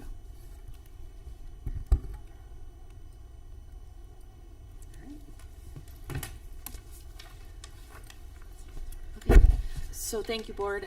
Next, I'd like to ask Mr. Bandiera to please come forward and to present his special ed profile report for you. There's some reporting requirements that he's going to speak about at the end of his presentation that have implications to your board meeting now on the 26th. Thanks for your patience. Oh, no problem. Thank you, Mrs. Powers. Thank you, Board of Education. I appreciate your time this evening to address this. So, as Mrs. Powers said, I'm going to speak a little bit briefly tonight on the special education profile and overall just about special education within the Twinsburg City School District. So, as we look through, on the next slide here, I gave some very quick statistics here regarding our special education program. A lot of these numbers are reflective of the numbers from about a year ago, because the special ed profile is kind of a retroactive document. It's a document that measures the year previous to the year we're currently in. But looking at our district, in that year we had about 534 students who were on an IEP, or individualized education program, meaning that they were a student with a disability. 101 of those students are in preschool, so we always talk about our growing preschool program, so there's kind of a telling sign there. The largest category for disabilities is a specific learning disability. That's usually a student that may be struggling in the area of reading or math or writing, one of those different areas. 29 of our students participate in what we call the John Peterson or Autism Scholarship Programs. Those are programs where a parent chooses to place their student in a separate environment or a homeschool setting and uses services from different providers. They are not provided services directly by the Twinsburg City School District, except for we are the ones that manage their IEPs and sometimes their evaluation team reports. It's a confusing process, don't worry. But that is what some of our students take advantage of. 25 students receive services outside of the district. Those are students that have been placed maybe for a disciplinary reason or for different needs that we are not always able to meet within our district. And then for our staff, I have a listing here of our staff in the special education department. It includes our 40 intervention specialists, about 51 instructional assistants, 4 school psychologists, 6 speech pathologists, 1 occupational therapist, and then we use a contracted therapies for some of our other services, including some of our occupational therapists, some of our physical therapist, Mrs. Crockett, who's been in the district for many, many years, and our audiologist behavior and some of those other services that we have a few students who need some of those things, so we don't have our own staff for that. As I move through this, I want to give my kind of annual notice here of child find. Child find is a law in Ohio. It's actually a federal law that talks to the fact that if there's a student that anyone is suspecting of having a disability, so someone who's in our school district or any child in the community, age 3 and up, we have the obligation to do child find on that student. So if there's a question about that, if someone has a question or knows a student in the community that feels like should be receiving services but may not be, they need to contact my office. My phone number and contact information is there, but that's an important law here that we have the right and responsibility to make sure we're providing those services. As I move forward, we talked a lot about dollars and cents tonight, so I'm going to talk a little more about that. We're talking about federal funding. So the Twinsburg City School District receives IDEA Part B funding in 2 different areas. We receive it for our typical students from grades K through 12 or 12 plus, and then we also receive it in our early childhood program. We are grateful for those funds, but those funds don't cover too much. So I'm going to share a little bit about that right now. Last time we looked at it, the funds were about $907,000, $316,000. That was for our Part B funds that kind of touch on all the students with disabilities. And then for the early childhood, looking at our preschool students, there was another about $24,000 funds there. As I'm going to talk a little bit about later, we're required to redirect 15% of those funds due to our disproportionality finding. And I'm going to talk a little bit more about that later. And when you look at what we spend annually on special ed, the numbers are quite high. And this may not even be the fully inclusive of every little thing, but when we kind of look at what we talk about maintenance of efforts, making sure we're spending that same amount year after year, we spend about $9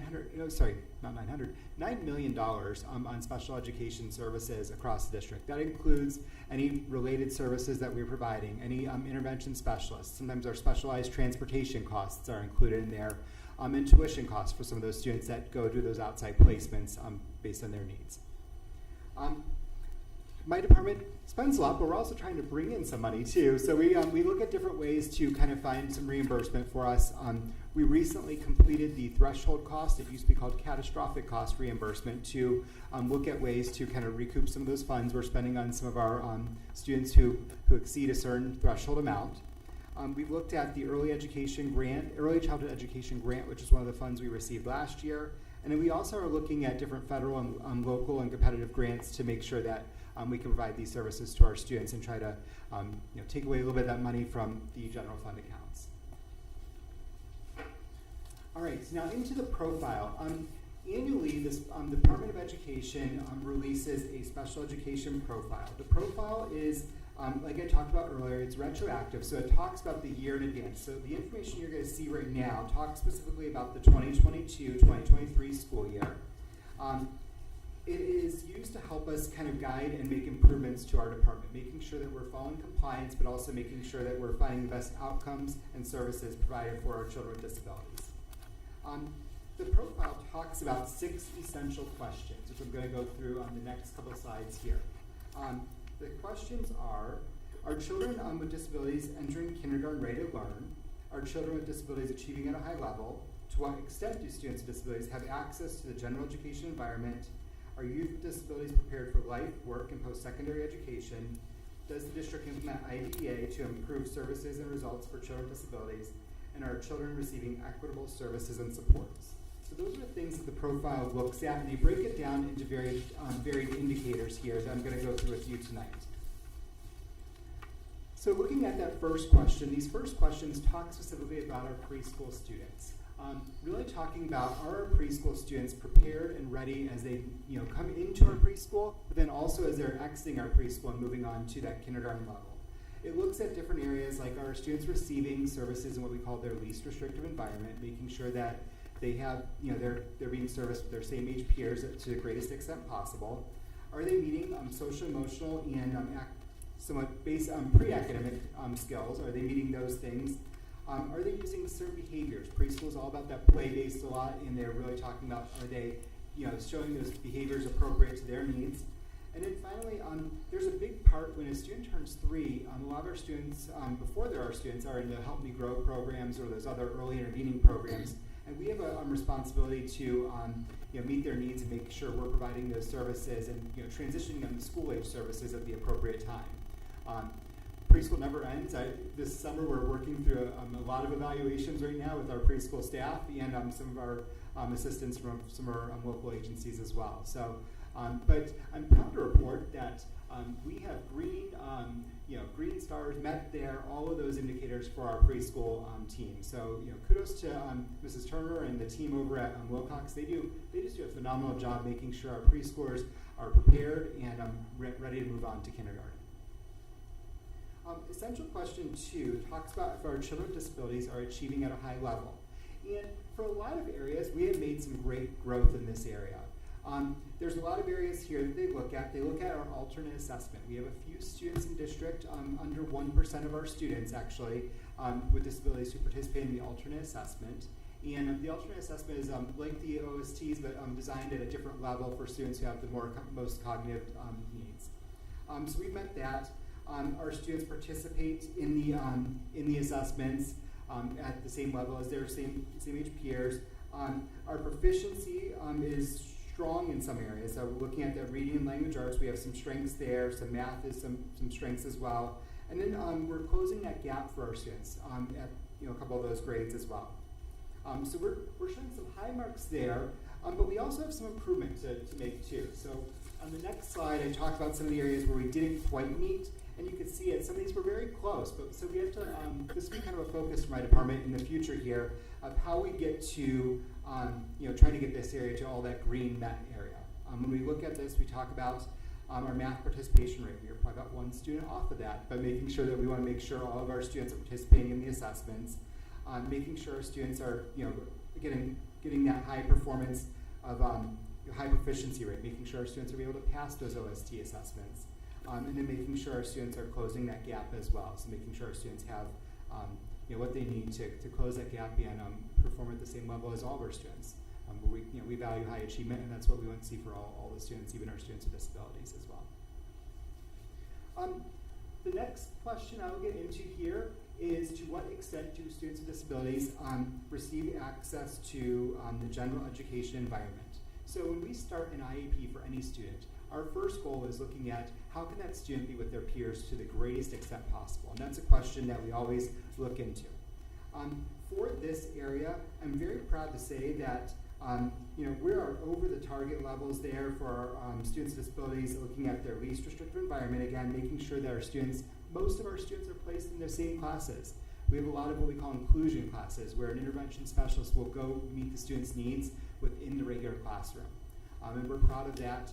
And the best place for a student to learn is from the expert in front of the classroom, from their teachers. So we're not pulling our students out unless we need to pull our students out and making sure they're getting the services that they need there. The one area that we did not meet here was students served in a separate facility. And when we talk about that, that's always a touchy subject. That's one of those things that whenever that conversation comes up, we're usually talking about putting a student in a separate facility for a couple different reasons. One, a student may have very specific needs that can't be met within our district. Sometimes the student has behaviors or physical or aggressive behaviors that need a really specialized environment.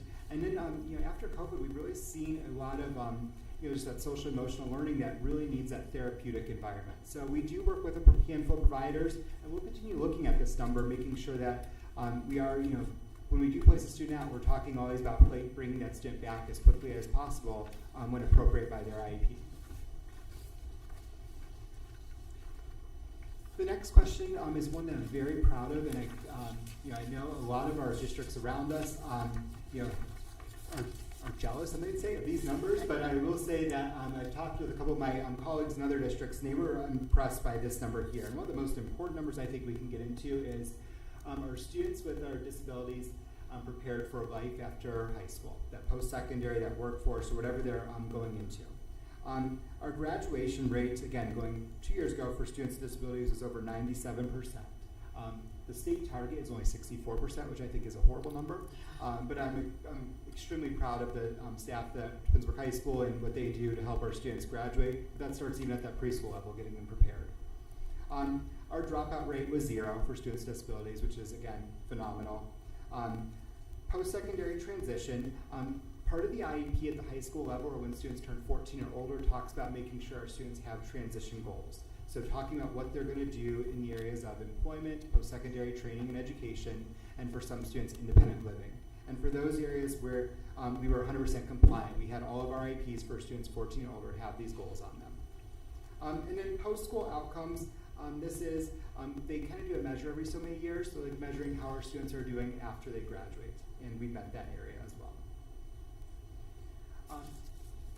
Moving on here, this piece here, I give full, full contribution to this to our teams, our administrators, but also our school psychologists and our intervention specialists, because this means we're meeting our timelines. If you know anything about special education, you know there's lots of different timelines. There's 60 days, there's 30 days, there's all different day timelines that we have to be very cognizant of that don't take into account for lightning strikes or snow days or ice or what other natural disasters have we had this year?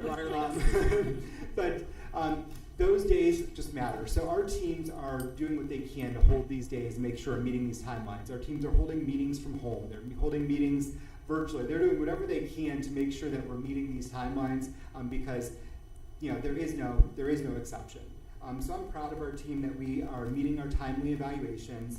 And the next one is a met, but it says we had no findings of being incorrect. So we met that. So great job to our team, especially I want to give credit to our school psychologists. They do just a great job with that. All right, so I talked about a lot of really, really good things we're doing. I'm going to dig into something that has been kind of identified as a challenge for our district.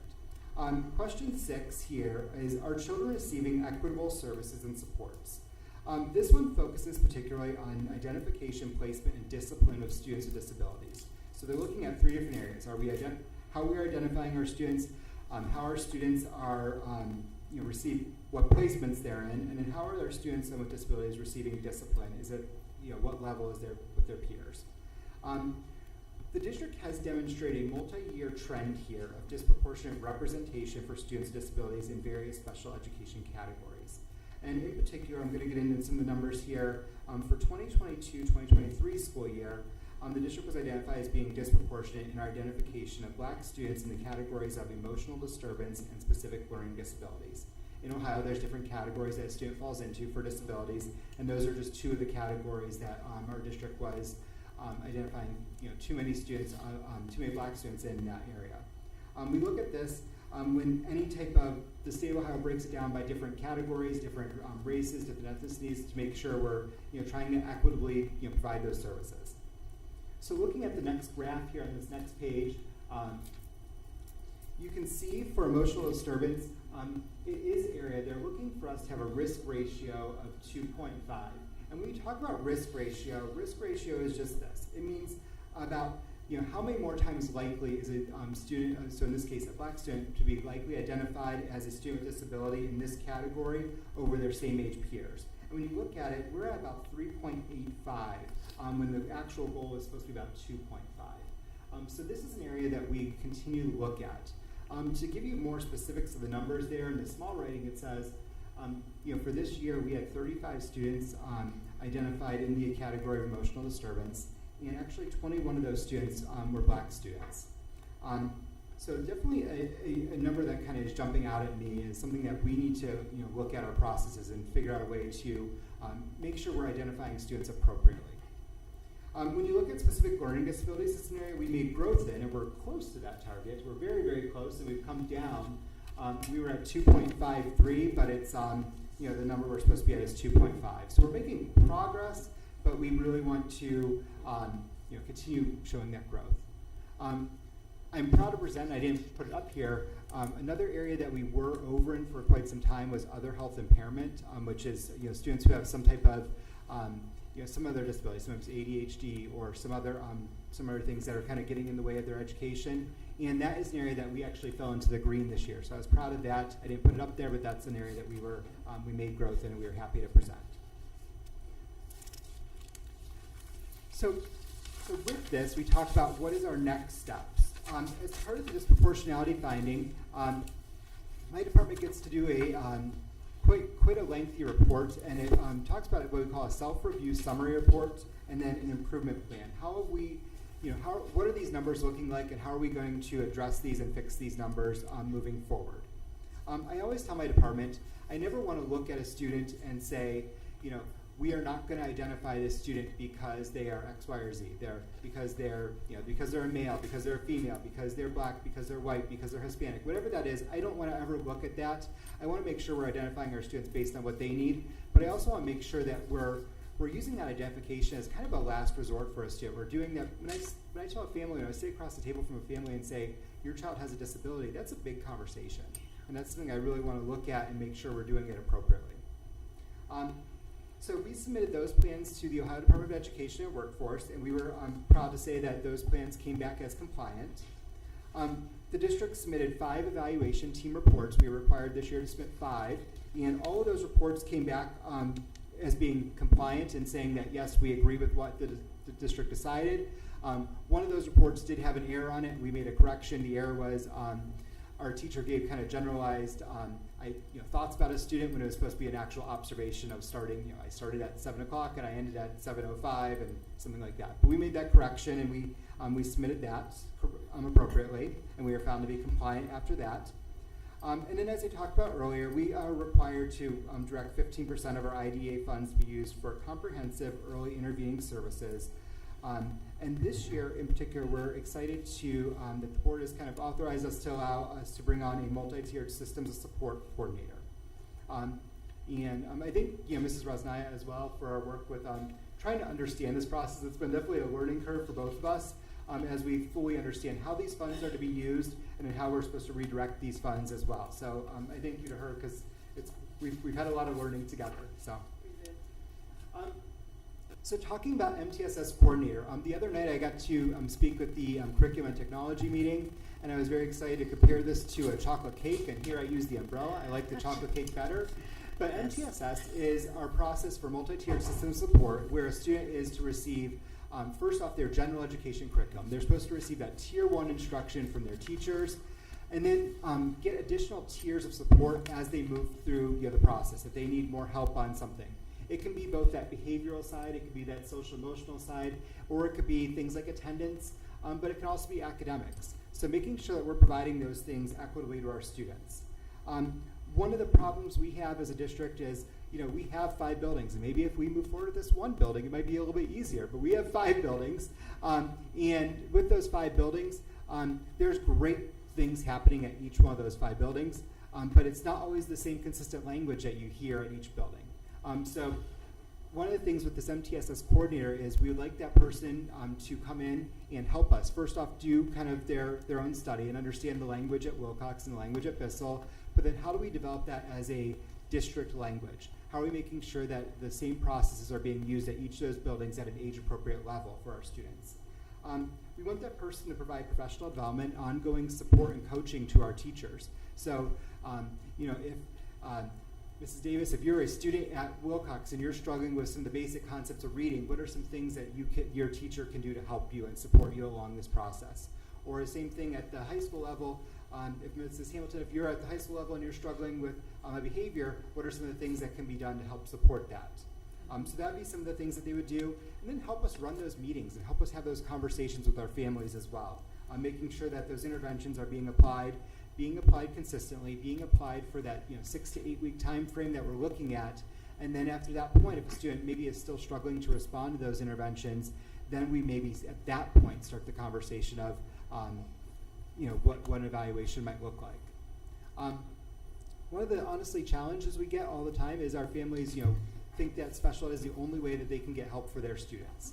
And that's not true. We have a lot of supports in our district. We have a lot of ways for our students to get that support and help. And that's what we want to make sure this position is helping us kind of define and understand for our families. So we're excited for that position. I thank the board for authorizing us to have that position. As we finish up here, I thought it was important, as we talk about that educational equity, the board's definition of educational equity, is one of the things that steers my department all the time. It's one of those things that we look at on a regular basis because we want to make sure we're providing that equitable experience for a student with disability, just as their same, as a student who might be experiencing some of our AP classes or other classes at all the different levels.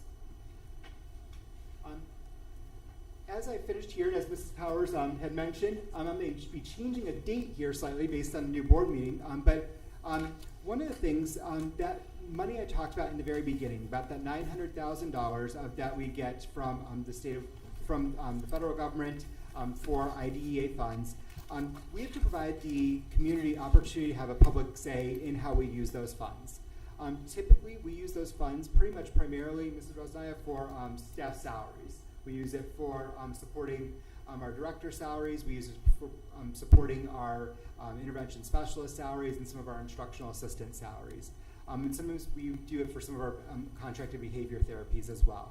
So what I will be doing after this meeting is publishing and working with Mrs. Rosnaya to get it published, that we will have a public hearing prior to that next board meeting. So I know the new date is Wednesday the 26th. So an hour before that meeting, if anyone would like to come in and have a say about how we're using those funds, I will be there and I'll be listening to them, and they can provide public input on that. That's a requirement that we're required to have annually to make sure that because it's federal money, the taxpayers in the community gets a chance to speak on how we use that funds. That is my overall presentation for you this evening. Are there any specific questions I can go over regarding the special education profile or our special education department? Mrs. Hamilton. I just had a couple questions, Ryan. My first one is, how often is the data that you presented tonight, how often is that collected and analyzed throughout the year? Yeah. So the special education profile, I always feel like it's kind of a moving target, but the Ohio Department of Education and Workforce is supposed to release that right around December of each year. Usually it gets pushed back, and it usually gets pushed to, usually we get it, I always joke, like the first day of winter break is usually when I get it. Okay. But that's when the first part comes out, and then it comes out in different segments. So it comes out, usually that disproportionality part comes out first, and then from there, because that's the part that usually requires some district action, and then some of the scores that I went over, like the OST scores and things like that, those actually just came out within the last week or so. So it's kind of released in different segments as we as the year kind of goes on. Okay, thank you. And then my second question is, since you said it's staggered how you receive the data, do you, if you notice certain areas that we're not meeting, do you course correct that school year, or do you wait and say, okay, next year we'll develop a plan, strategy to exceed that number that we're not meeting? Yes and no. It becomes a little bit difficult. So we're always looking at this data and always trying to make the improvements. Mm-hmm. When we get the data for the 22-23 school year in May of the 23-24 school year, it makes it a little bit difficult. I'm being honest there. So we're kind of going almost 2 years behind at that point. But we still see some of those trends, and I work with our EMIS coordinator, Mrs. Carol Freehoff, quite frequently. She's actually in my office.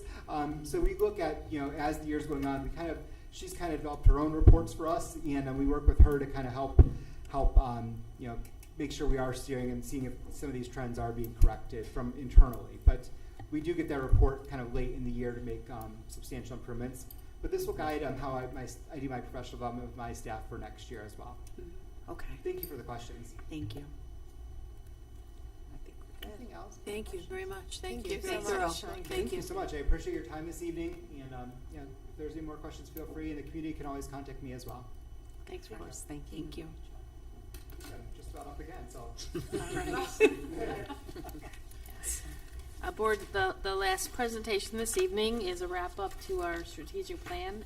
As we mentioned earlier this year, this is year 5, at the end of year 5, and so over the summer we'll be convening conversations about a refresh on the plan. But before we get there, the administrators who are here this evening would like to present one final look at the progress that was made this year with respect to the goals that you established way back in the fall. So we're going to ask Mr. Bandiera to come on back up again, and he will begin with the area of safety. Thank you, Board.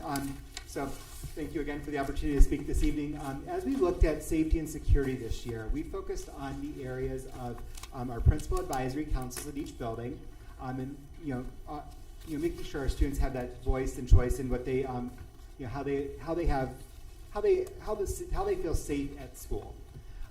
Making sure that we had threat assessment teams that were trained and being able to implement those threat assessment teams appropriately. And then one of the big things we looked at is making school a safer place, and that really focused on our personal communication devices and some of the safety improvements we made at Twinsburg High School, and beyond Twinsburg High School as well at RBC. We talked a lot about this topic this year, and as we recently saw, and as Mrs. Travis, as you said at the beginning of our meeting today, we're ahead of the game. We're ahead of the game because there's a model cell phone policy that within just the last week or so was released by the governor's office. And with this policy, it focuses on a couple different things. It focuses on the model policy says students are not permitted to have cell phones or prohibited from have cell phones on their person throughout the school day. If there is a cell phone, it's supposed to be locked away and out of sight, and either provide in a locker, in a book bag, in a car, or in a district provided caddy. There's discipline for violations, which may include verbal warnings, parent meetings, temporary confiscation of the student's cell phones, and other decided things. A student with a medical exemption is still able to have that cell phone. We have a lot of students who may have like diabetes or other health conditions that use that as a monitor for them, so that's still permitted. And then districts are still provided the opportunity to have their own policies regarding a cell phone policy, but all districts must have a policy in place as of July of 2025. So knowing that we have a policy in place, and we spent a lot of time looking at that policy, looking at our community feedback, listening to what our parents and our students and our staff, well, maybe not as much for our students, they still say, let's have cell phones galore, but listening to what our families have said this year. We wanted to have a discussion, briefly tonight, that we have board policy 5136, which talks about personal communication devices. As a board, I think one of the things that we would like to ask you this evening, with the model policy, our policy says that our students are permitted to have them at certain times of the day. That might be lunch times, that might be study halls, that might be during transition to classes, that might be as they transition to an after-school activity. But the model policy is saying something different. The model policy is saying really that their focus is students not having those devices at all during a school day. So as a board, I think we'd love to hear from you if you have any comments or thoughts on that. If we would like to, maybe maintain our current policy, or if we'd be something we'd like to look at to make sure we're kind of more aligned to the governor's policy. I'll open up for quick comment there. I mean, I think if our policy is working, we've done this already for, at least a year. I think we can just continue. I mean, my opinion is continue with what we're currently doing because the students have already adapted to it. They're aware of it. I think if we take them away altogether, that might cause some havoc. Just my opinion. Sure. I agree. I don't want our policy to change to feel more punitive or disciplinary when, the fact of the matter is this is the world they're in, and I think we've seen a lot of success with our policy. It's not perfect. Kids try to, find ways around it. However, student focus has really, from what I hear from other teachers and parents and everything else, has really increased, and I think it's just been very beneficial. But the kids do need their downtime too. At their lunch, not everybody is, maybe comfortable. I want to promote socialization with our students, and we want them to be able to interact with each other. But sometimes they just need a little bit of a mental break, and I don't see, as long as it's working for us, I don't see a reason to take it away at those kind of periods that are kind of more like free periods for them, like lunch and things like that. So I don't see it. I'm sure the teachers and the staff will be able to manage it if it is becoming a problem, and not to punish or make it punitive for an entire group of students. So I'm satisfied with the way it's going so far. I agree with what Tina has said. I'm fine with the current policy. I agree too, and if there's any further concerns, we have until next July. Yep. So I would say we ride it one more year. Yeah, for sure. And we get this, do a survey, get the feedback, and see where we are. And if, everything's working, I don't see a need to change anything either. I'm good too.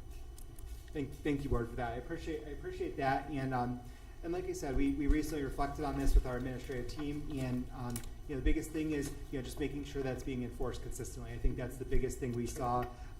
If you kind of get a little loose on it anywhere, that's when you see the challenges with the policy. But we appreciate the board taking the time and being forward thinking last summer and working with us to help develop that, get that policy developed for the board. So thank you. The second area is going to talk about in safety. We talked about threat assessments. So during the last 2 years, our district has trained many staff members in the threat assessment process. It's actually called the Comprehensive Threat Assessment Guidelines, or CSTAG process. And it really talks about ways that we can identify when a threat is substantial, or when it is substantive, or when it is something that is an off-the-cuff comment that a student might have made to another student.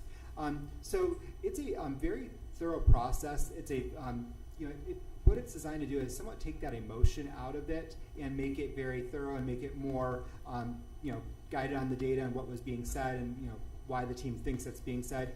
But it's also designed to provide support for those students right away too. So provide support to maybe the student who would, who heard the comment, but also to the student who made the comment as well. Up here on the screen, I have a little bit of data about our buildings this year. Throughout our buildings, we did not use this a lot, but we did have a few times that was used, and it does help kind of guide that process. And as you see, most of those threats were considered unsubstantiated, and it's something that we will continue to use moving forward here. Our school counselors, our principals, some of our Beachbrook staff have all been trained in some of that, the threat assessment guidelines, some of our central office staff as well. And we're going to continue using that process as required by the law, but also as a good practice to make sure that we're keeping the students and staff safe here at Twinsburg Schools. And that is the end of my portion of, for now, for safety. I'm going to turn over to Mr. Strickland, who's going to talk a little about facilities, and then we'll hear more about how we're preparing for the future. Thank you. Thank you, Mr. Bandera. Good evening, board. All right, so some of this I've talked about a little bit earlier, but I'm proud to say it's not often. It's when you set goals and you look at them like at the end of the year and you're trying to gather the data, like what did I do well, where can I improve? I'm proud of what we've done with our facilities, and I know it feels like this is a lot to end the school year, but again, it's the timing of the OFCC assessments when we got them, and we've acted on them as quick as we can. So you see up there our goals. You remember that last spring, so a little over a year ago, was when we started that partnership with the OFCC and then worked through that process on the enrollment projection, on the facilities assessment, and we committed to updating the facilities master plan and the Tiger Legacy project. And I feel like we've done a really good job at keeping up with that throughout the school year and communicating as we were made aware by OFCC what we were doing. The second bullet point about updating the master plan to ensure proper strategic expenditures align with our expenses and the permanent improvement fund.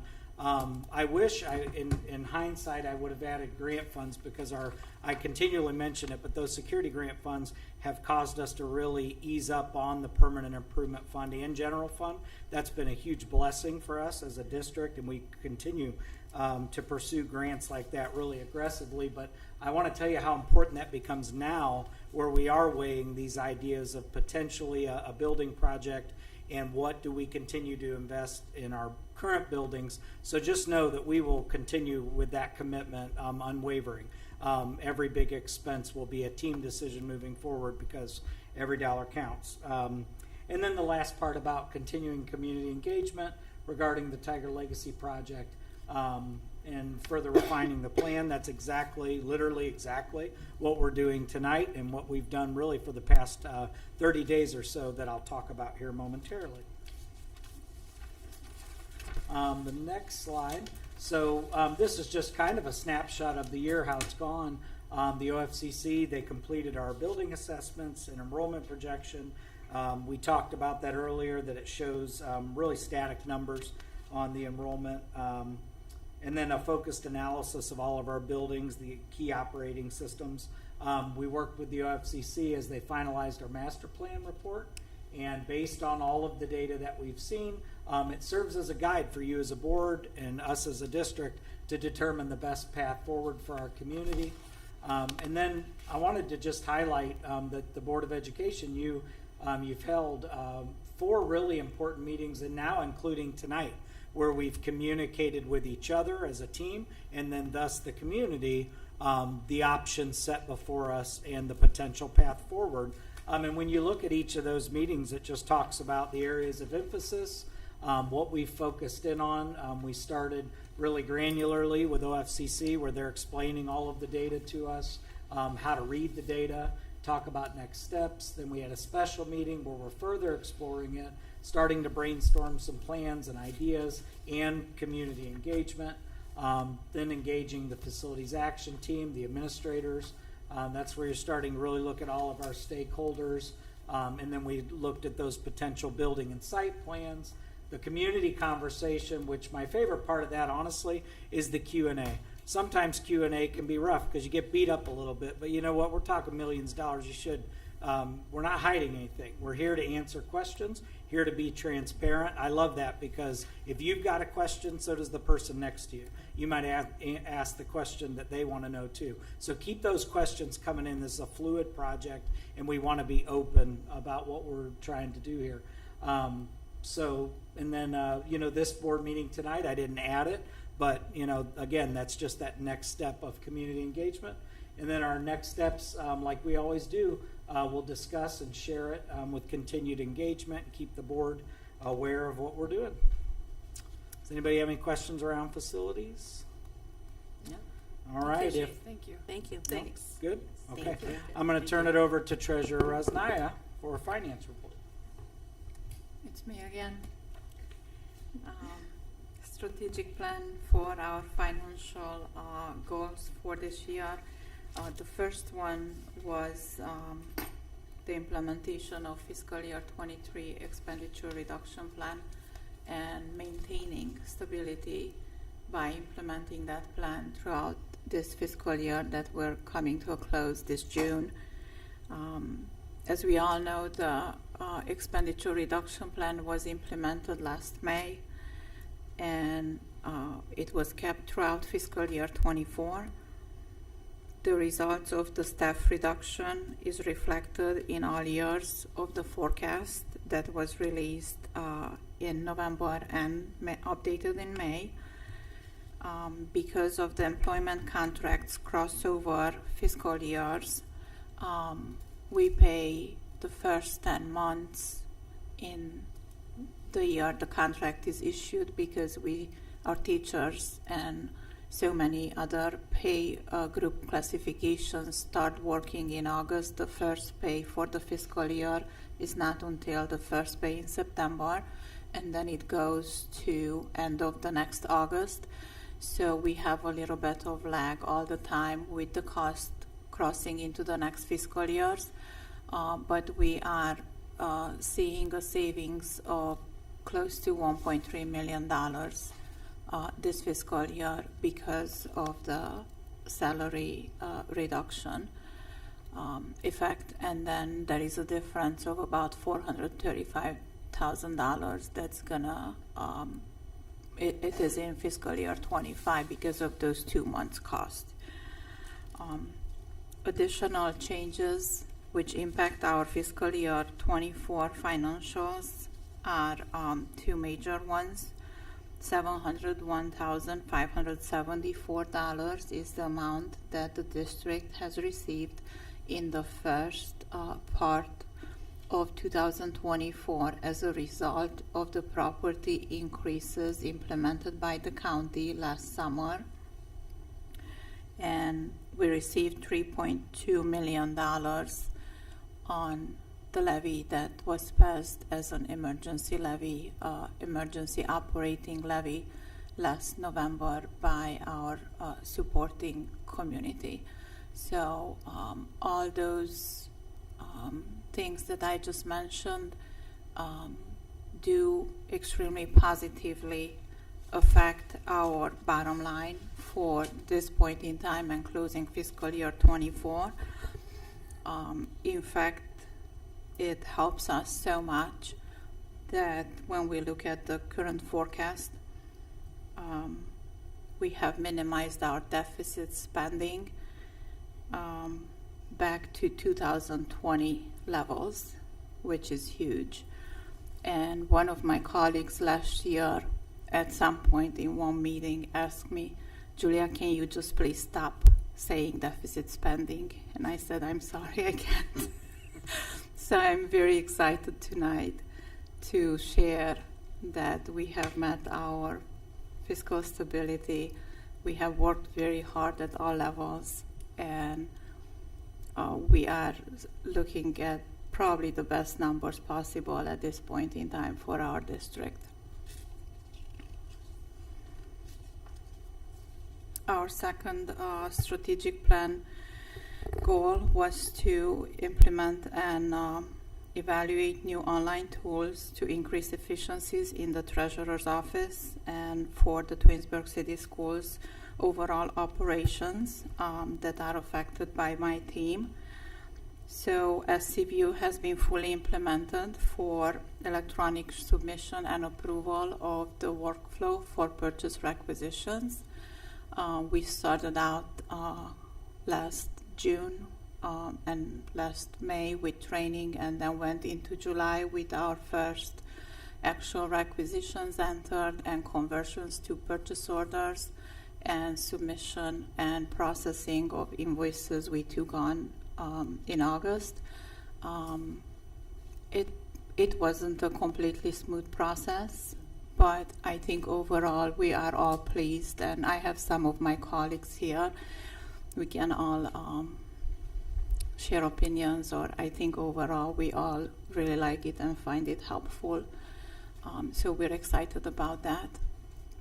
We have also sent some documents for scanning this year, but going forward, our purchase orders, requisitions, invoices, checks, copies of the checks that we issue, images, I should say, not copies. They're no longer in boxes stored at the central office. They're in the system. So we're very excited about it. Very easy to find and pull up whatever we need at any given time. And as of getting close to this spring, we have taken up a next step to moving our capital assets into an electronic inventory management system. I will underline it is no cost, zero cost to the district, because this system is tied together with our payroll and accounting software that the district currently uses, provided by the state. It is a state software. And we are working on moving all of our district assets, every single table, chair, everything that we have on multiple spreadsheets into one management tool. So very exciting. We will make it a plan for next year to fully implement it. And the last goal was to move forward and research funding options for the Tiger Legacy project and present to the Board of Education for consideration, as we have just all seen and worked together at some of the meetings, and we'll move forward with whatever directions we have from the board to whatever next steps are needed on that. Thank you. Thank you.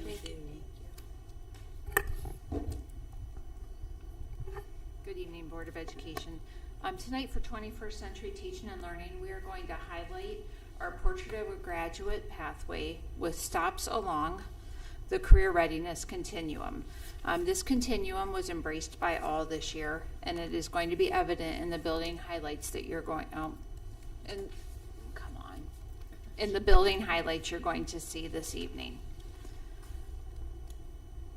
One additional facet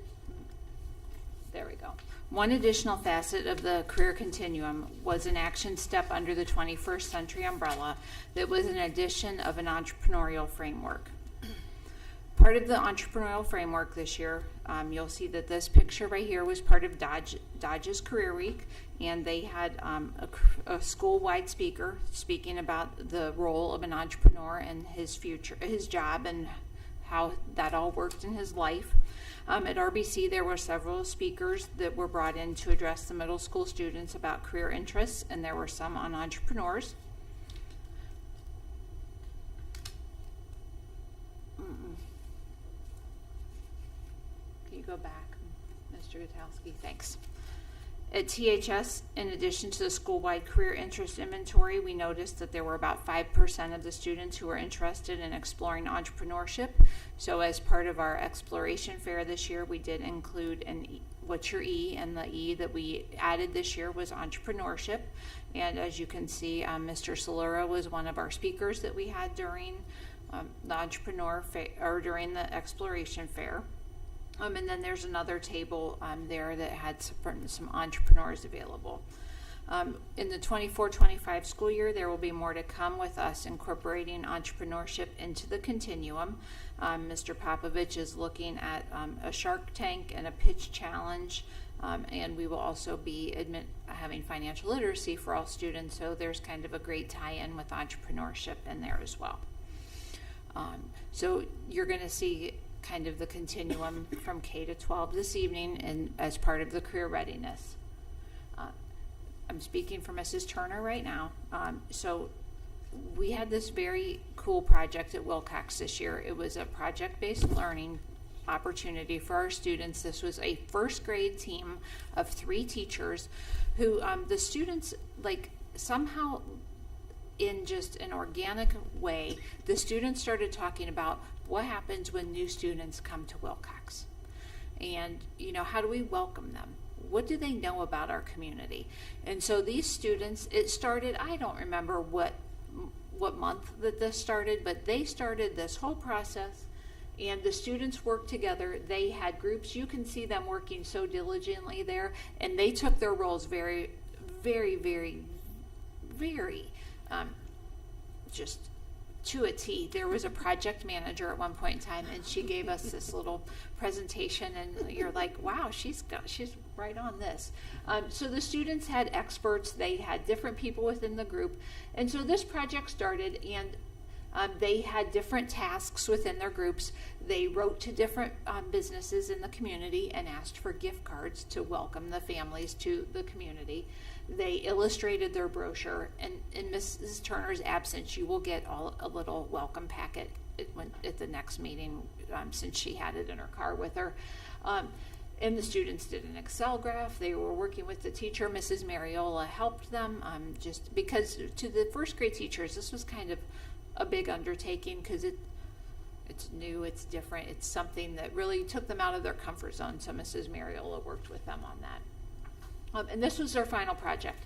So the brochure is on the left side, and then the students then decided to work with the makerspace at the high school.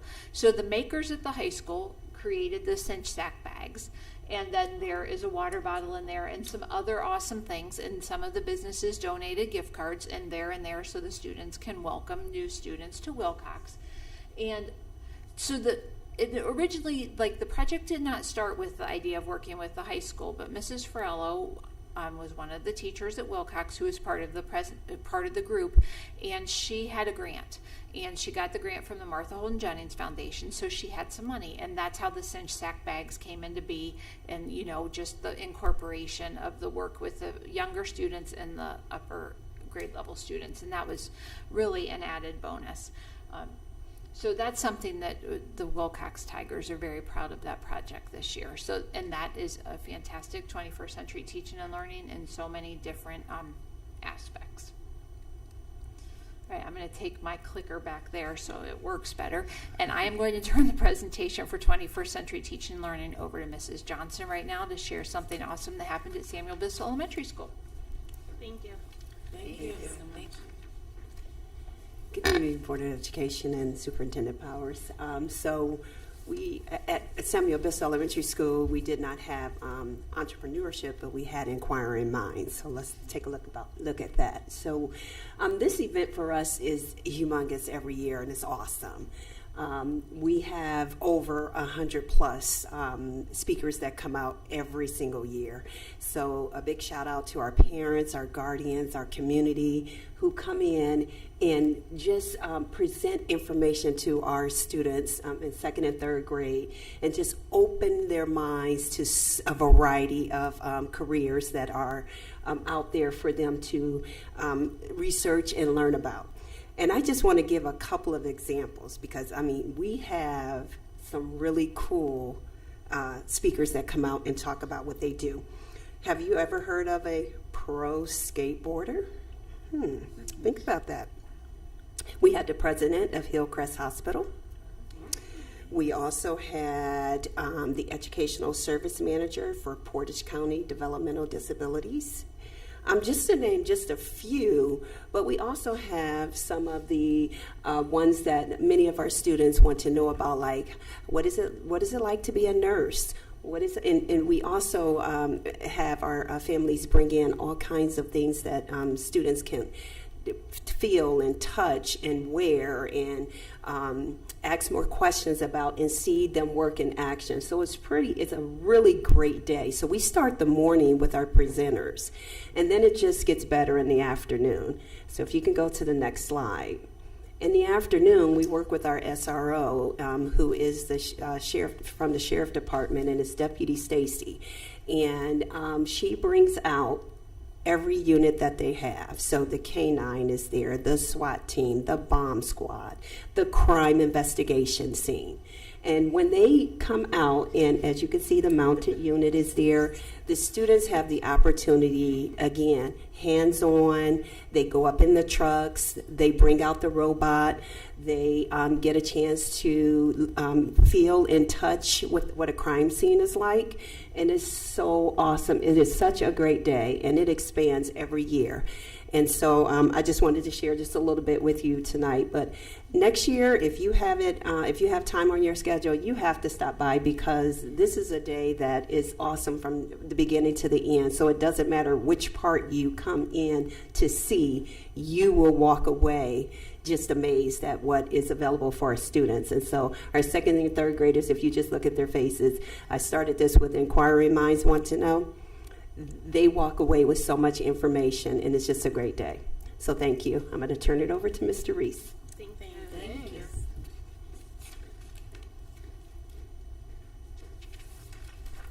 Thank you, Mrs. Johnson. I'm very proud of the career programming, our counselors, admin team, and working with Mrs. Clues from CVCC that they put together for our middle schoolers. Mrs. Farthing mentioned the individual business owners that's come in and talked to them about entrepreneurship.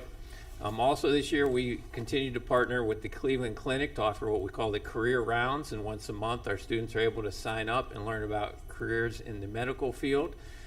This year we had ones on sports medicine, the one you see here. The students learned about life in the operating room and the different careers that you can have in the medical field, and it's really well done presentation that's live with Cleveland Clinic through our IVP TVs. Each year we do a College Knowledge Week where we focus on careers that require a college degree, and we try to make it fun with dress-up days and scavenger hunts, and all of the staff puts signs outside their doors about where they went to college, fun facts about their college. We do trivia over the announcements and prizes, and just let students know careers that require a college degree. And we balance that with careers that do not require a college degree. In this slide, you can go to the next slide as well. It's a little closer of some of our students there. You might have seen them walking across the stage a couple weeks ago.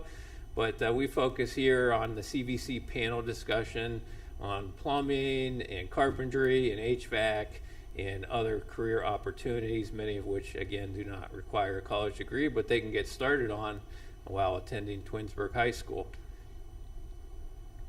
We have our safety force career panel discussion. We'll bring in fire, police, EMS, all of the different branches of the armed services, and the kids submit questions and ask the people there about their careers and what made them go into the safety forces, and expose them to those opportunities.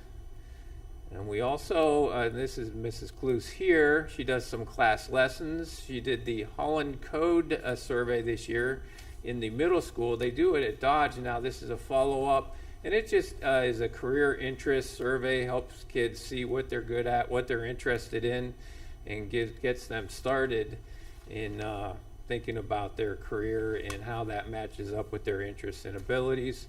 And the other thing we did, and I didn't have a slide for it, and I really think it's the future of career readiness, career exploration. We started doing virtual reality headsets, and it's not really conducive to take kids necessarily, or safe, to a manufacturing facility or a medical facility. But through the virtual reality headsets, we don't have to get on a bus, we don't have to put on safety gear, and the kids can experience some of that in real life. So we actually just dabbled with that for the first time this year, and as the technology grows, I think kids are really going to be able to have an immersive experience with a variety of careers at a young age. So I'm looking forward to that as our future expansion.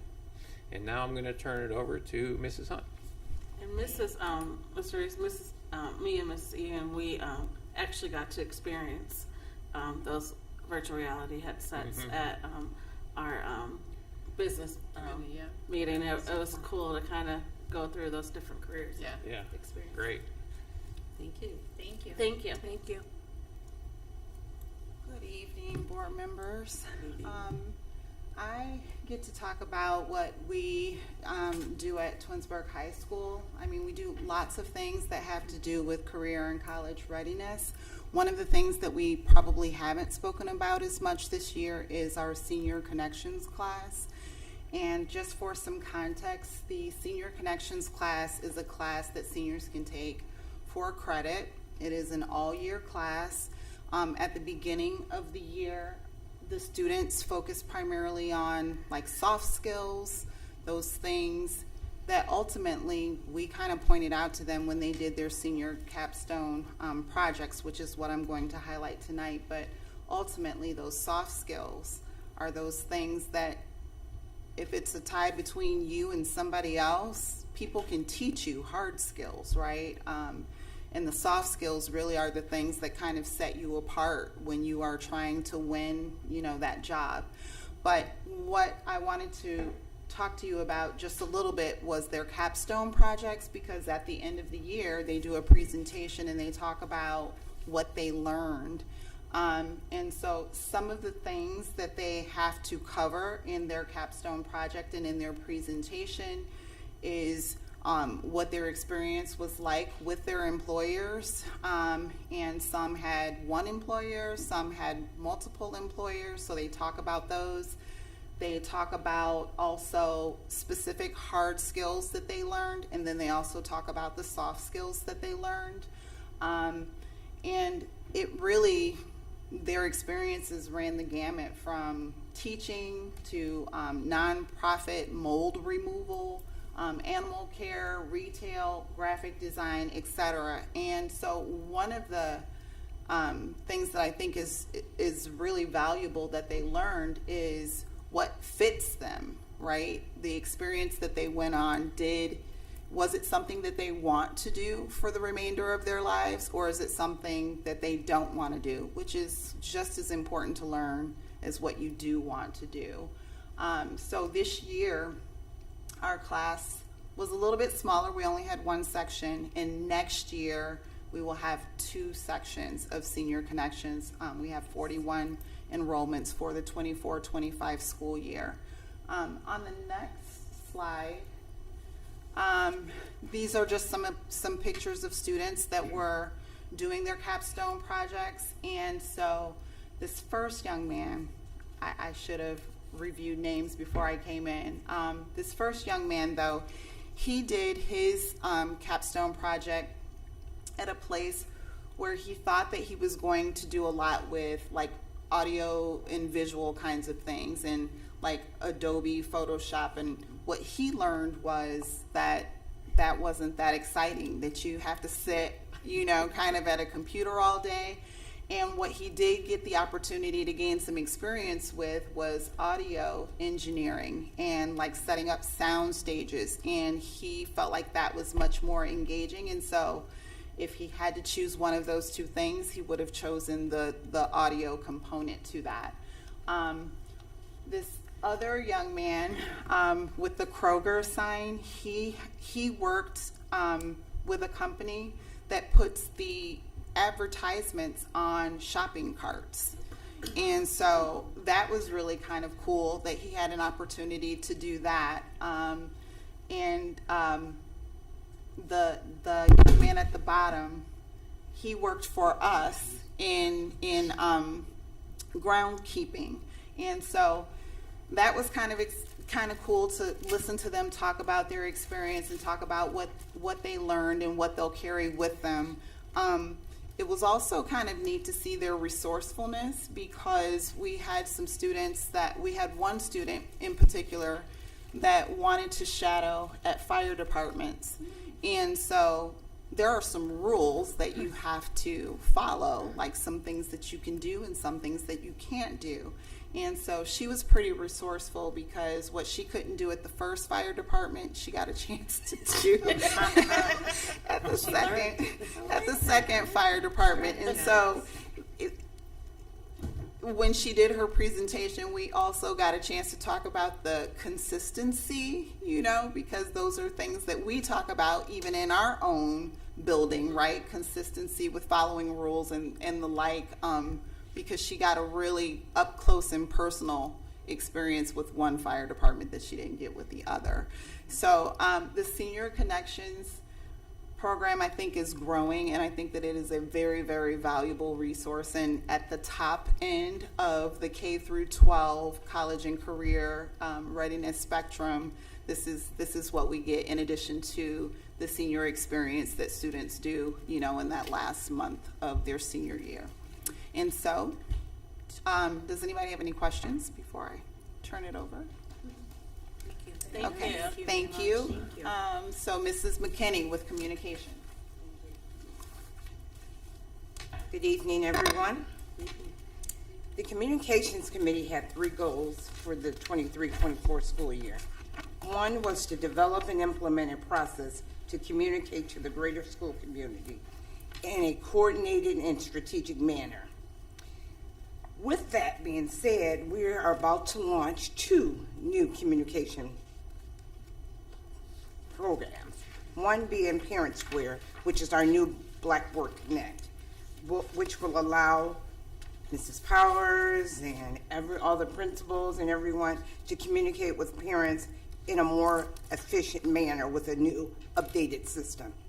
And we're in the process of training everyone on those systems, so they will be ready for launch in a few weeks, because we're going to start soon with some new announcements using Peer Square. Our current Blackboard Connect is going to end June 30th, so we are moving, whether we want to or not. And the other communication tool that we're going to start using is Final Forms, and that is a portal for all forms in our district, our student forms, new registration forms, and so forth. And again, we have a schedule of training that's about to start for Final Forms, and our new students, when we do new student registration, new students to the district will not use the old form. They'll start with Final Forms, and then we'll go from there. And there's some training and so forth for our administrative assistants and the building personnel upcoming. Goal number 2 for communications, re-engage and gather feedback from the community members regarding the Tiger Legacy Project. On May 29th, we had a community meeting or community conversation about our Tiger Legacy Project. There were between 75 and 100 people in attendance, and the link to that presentation is on our website, and it's getting lots more views, and we have about 400 people who have viewed it thus far. and every day that's changing. So people are looking and trying to get the information. And any other updated information can be obtained on the Tiger Legacy link on our website. So again, we're doing that. And what's next for that Tiger Legacy project is the meetings with Twinsburg Township, in the city of Twinsburg, and Reminderville. So those meetings will be held in the next couple of weeks as we move forward. And the third goal for communication is to continue to engage the Equity Steering Committee in further developing the Equity Implementation Plan and involve stakeholders in its implementation. And one of the areas that we looked at, the Equity Steering Committee looked at this year was the student enrollment in College Credit Plus and AP classes. Because our student enrollment in those classes don't necessarily reflect the student body that we have. And the committee engaged in discussions about why this is going on. And one of the theories we had as a committee was that maybe the kids don't know about it. So we had an awareness issue, is what we thought. And so we did surveys with the Dodge students, with the RBC students and Twinsburg High School students. And I'd just like to share some of that survey data with you. I'm going to start with RBC. When we surveyed the students, we had about 480 or so students take the survey at RBC. And the first question was, do you know about advanced placement courses? Well, 87.6% said yes. So that kind of blew our theory a little bit. And 12% said no. Another question on the RBC survey was to ask them how they found out about AP courses and how they found out about, AP courses. And most of them found out from their teachers. Some of them had siblings who were in the courses, friends, but the big push is from family, having siblings or in the program or in AP courses. Then the next question was, do you know about CC College Credit Plus courses? 78% said yes, 21.9% said no. Then we asked them, how did they find out about CCP classes, if they knew? And most of them found out about it from, again, family was the highest percentage, with teachers being a close second. So one of the things we know that we have to do is we have to push it more within our schools. They're learning from their siblings or family members, but they should be learning from our staff as well, the teachers and the counselors. So we have to push it a little more. But they do know about it. The other question we asked for the RBC students is, how do you feel about taking advanced high school or college classes? 51.8% of the students said they would be interested in signing up. We had only about 8.9% said it was too hard. Because when we were discussing various reasons, that was one of the reasons we thought. But again, the survey data does not indicate that. And then we asked the question, would you like to learn more about AP and CCP courses? 52% of the students said no, but 47.8% said yes. And so we did ask them to provide their email addresses, and so that information is being turned over to the school counselors for follow-up. Then we did the survey at Twinsburg High School. We only got about 50% of the Twinsburg High School students to complete the survey, and so we're probably going to repeat it. And it was late in the year, and a lot was going on at the high school, because the seniors were almost gone, so they weren't in the survey at all. So it was just the freshmen, 10th graders, and 11th graders. And then with the other events going on, it was just a rough time of the year to do it, but we did get about 50% of the students to participate. Do you know about advanced placement courses?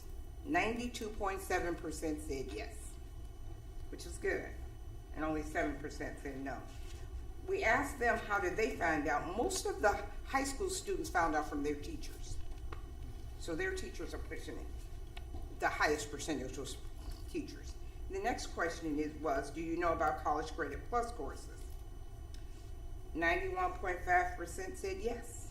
8.5% said no. Again, how did you find out about it? Most of them, the highest percentage for them was teachers. So it's being pushed by our staff more at the high school, which I guess could be appropriate since the courses are offered there. But we need to start informing our students a little earlier, so a push amongst our staff would be great. Then we asked the high school students, what are the barriers to signing up for CCP courses? Interestingly enough, the barrier for College Credit Plus, the highest percentage was the schedule, because the scheduling of it and them having to leave campus for some, that was the barrier, the highest barrier. It wasn't like cost, it wasn't rigor or difficulty. The highest percentage, again, was just scheduling. When asked about the barriers to signing up for AP courses, highest percentage was rigor and the difficulty of those courses. So, and in some arenas, I guess, if you look and you talk to people, in some cases, most cases, AP courses are a little more difficult than the College Credit Plus classes. And again, we asked the high school students as well, would you be interested in talking to your school counselor about AP and CCP? And 23% said yes. So, and then we asked them to provide their email addresses. So those students did do that, and that information will be passed on to their school guidance counselors for follow-up. And that was the last goal for communications. So, any questions? Thank you. Thank you. I do have one quick question. With the new communication tools that are coming out, I know with my kids being in multiple schools, like some teachers don't just use email for reminders or a newsletter. Some use Remind Me, some use Class Dojo. Like it's all over. Are we looking to streamline this to say, hey, like let's just use one source, or we are still going to say, hey, just do what you prefer? I think we want to allow, I think that Remind is owned by Parent Square. So it is part of this platform. And we have a lot of teachers using Remind, and we did not want to stop them from using something that they were comfortable with. Okay. So I think we're going to allow them within the parameters of these portals to use what works for them. If I can clarify that, though, we're asking the teachers to use Parent Square. So Remind is part of Parent Square, but when you're talking about Class Dojo, that's right. We're going to move away from that. We receive lots of parent concerns about confusion, where to get information. Some teachers are emailing, some teachers are Class Dojo, some teachers are reminding. So this effort is to streamline this so parents know this is the one-stop shop to go. And so it is going to be a learning curve for the staff because we're asking them maybe to do something they haven't done before.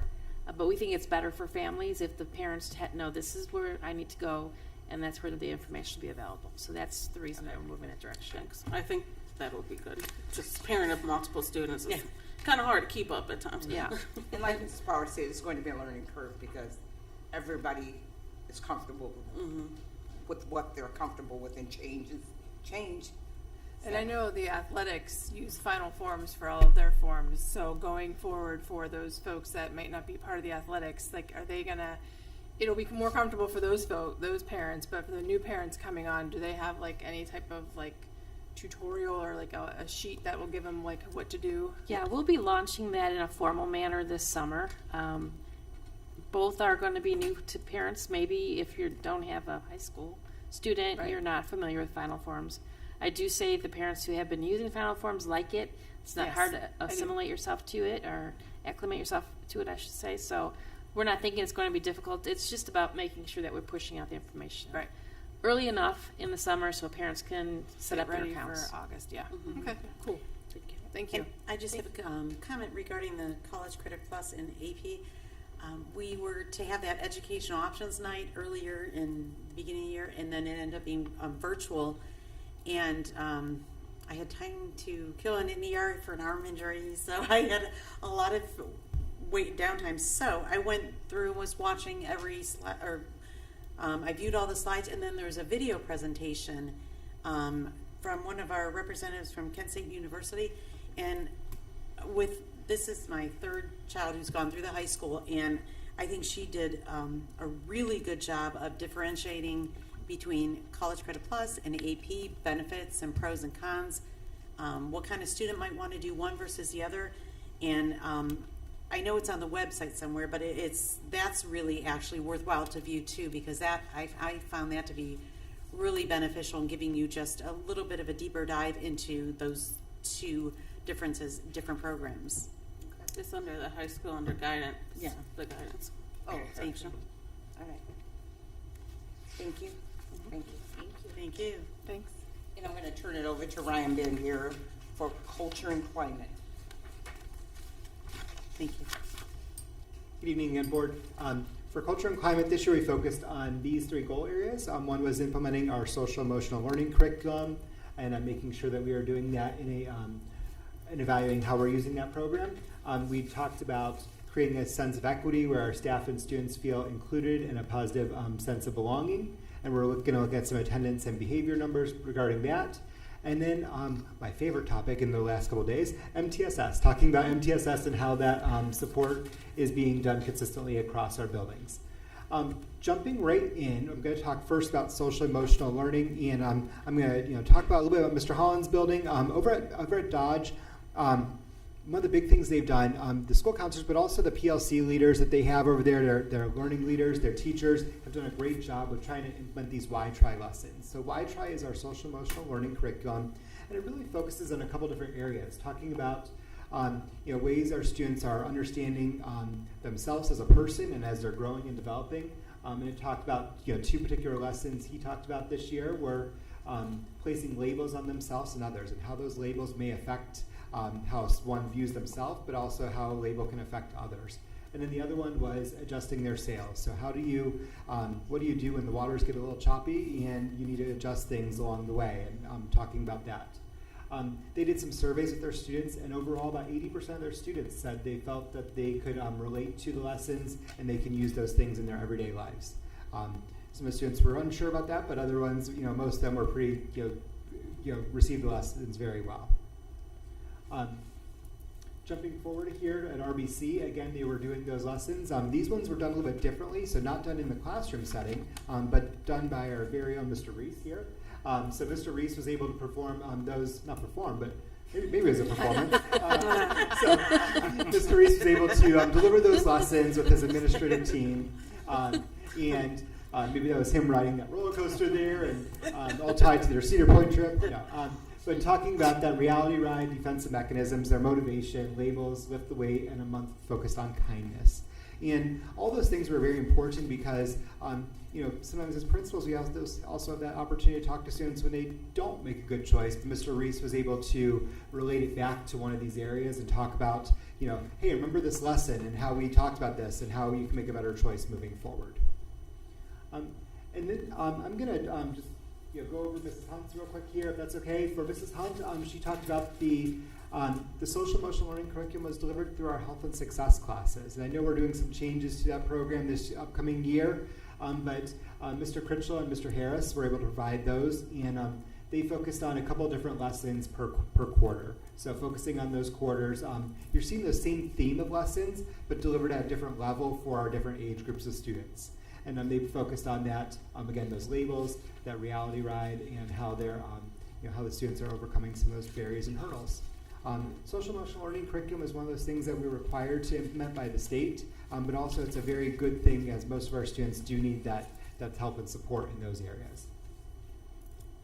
And then jumping forward here, I wanted to address one of the things we wanted to look at was some of our discipline data and our attendance data as a district. So as we look at this, we focused on each building and how many incidents they had, but also how many students were involved in those incidents. And you see overall, there's different levels of those incidents across the board. Difference by, based on some of the buildings. Some of the upper buildings may have a little bit more, but also some of the buildings with higher attendance, higher student populations may have more as well. A note here about this, This year was the first year that we implemented a very consistent system of teacher monitoring. Right around this time last year, actually, our administrative staff met with some teachers and talked about student discipline as a whole across the district and how we can look at that data and make sure we improve it.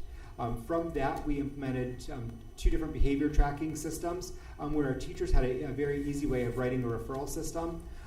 At the younger buildings, in RBC and down, they were using a Google system. At the high school, they were using a different system, and being able to quickly monitor and track the outcome of when a teacher submits a referral, they see what happens on the next step and the next step and the next step until the student has some type of behavior outcome assigned to them by one of the administrators. So those numbers were what we saw this current year, and I'm always proud of our attendance rate. Even as we have some students who may have some challenges with attendance, our overall attendance as a district is 94%, which is just outstanding. And that's been pretty consistent as I looked at it for the past couple of years as well. We've been right around that 94% attendance rate. Our students want to be here, and we're doing great things to make sure that they're coming to school. And then one last thing I was going to talk about for this, I'm going to turn it over to some of our teachers. One of my favorite programs, and maybe my favorite programs in the whole district, is our high school adaptive classes. We have the adaptive art and PE classes. I know most of you board members were at the OSBA conference, which feels like almost a year ago now. But when we were there, we got to share about the adaptive art and PE class. And this is really one of those things that makes our students feel belonging and inclusion. One of the big things for my department I love. But those classes are typically, we try to make them close to a one-to-one peer model where our students with disabilities are paired up with a peer student in those classes, and they're able to learn from them, guide from them, but also become friends. And I think these pictures from Mrs. Tornow's class at the high school just do a wonderful job. Mrs. Tornow and Mr. Ginos were some of our teachers there, but really capture the true excitement and love that our students have for each other. Even the students with disabilities, being just friends, going to prom, going to homecoming, going to all those different events with their peers they met from those classes, getting gifts, participating in our band program and other areas there as well. So it's just, again, one of those ways that we made our students hopefully feel included and feel that sense of community. And I have a quick comment about the adaptive art. One of the students pictured there, I guess, did it because he thought it'd be a fun class to take, and the art teacher just didn't know that he was interested in it, and he was like, he hasn't been consistently taking art classes, I don't think. But because of this program, it really sparked his interest in a career path, and now he's going into special education. Well, hopefully in a couple of years I'll be able to sit across the table from him and have a new colleague with joining our team. So, and that is one of the most exciting things. One of the things Mrs. Tornow had talked about previously was, for the peer models in this class, she doesn't teach it as an art class. It's not an art class for them. She's teaching them the social emotional learning curriculum. She's teaching them the skills that are needed, and we're seeing so many of these peers, have an interest now and maybe go into the field of helping others, whether it's special education or speech pathology or just one of those different fields. So we're excited for that, and that program just continues to grow and well up here at the high and you school, can't so. teach compassion, and a lot of these kids have that, and that's why they are involved in these programs. Yes, it's been an amazing program. Yeah, for sure. All right. Thank you. And I'm going to turn it over real quickly to Mr. Holland, who's going to almost close us out here when he talks about some of his most fun events of the year.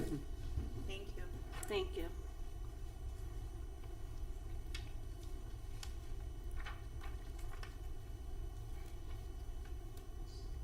Good evening, everyone, to our board and superintendent.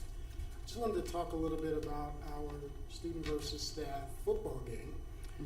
You heard a lot today about MTSS and PBIS and some discipline things from Mr. Bandiera. And part of that PBIS piece is not just whether or not kids make good choices or bad choices. It's about how they learn from their mistakes and they grow as people. And so we've had a lot of great success. In the first semester, of course, we did our student versus staff basketball game. Of course, the staff won. This semester, we did our student versus staff football game. Again, we showed great success. The number of students that were not able to participate were in less than 20 kids. And so it was really a great experience for our kids because they learned how to interact with each other. We saw improvement in discipline. We saw improvement in attendance. As a matter of fact, the day of our football game, we had 0 late kids, which has never happened. But having said all of that, what I really want to focus on tonight is actually how our student versus staff football game, which started off being about kids, really became a community event. And it started off with some great support from our superintendent. Some of our board members volunteered. Mrs. Crawford and Mrs. Hamilton volunteered as well. But what really made me think about this was a voicemail that I got from a parent without a student in the schools that watched our 4th, 5th, and 6th graders walk from Dodge over to the high school to participate, and they called and left us a message that said, your students really represent Twinsburg.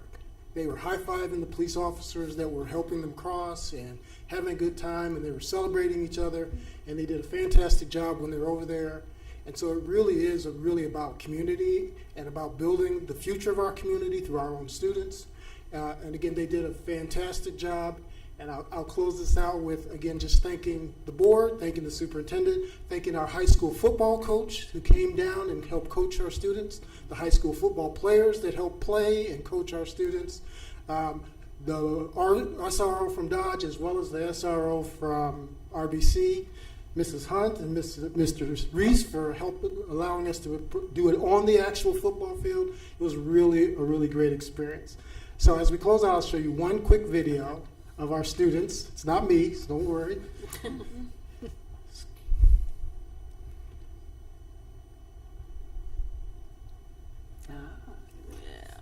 And so that young man that made that catch, his dad actually volunteered to help coach as well, gave up his time to come in and support our school and our kids and our community. So again, this was just a really positive community event. Our kids did a great job, but I think it represents our community well. That's awesome. Thank you. Thank you. Thank you.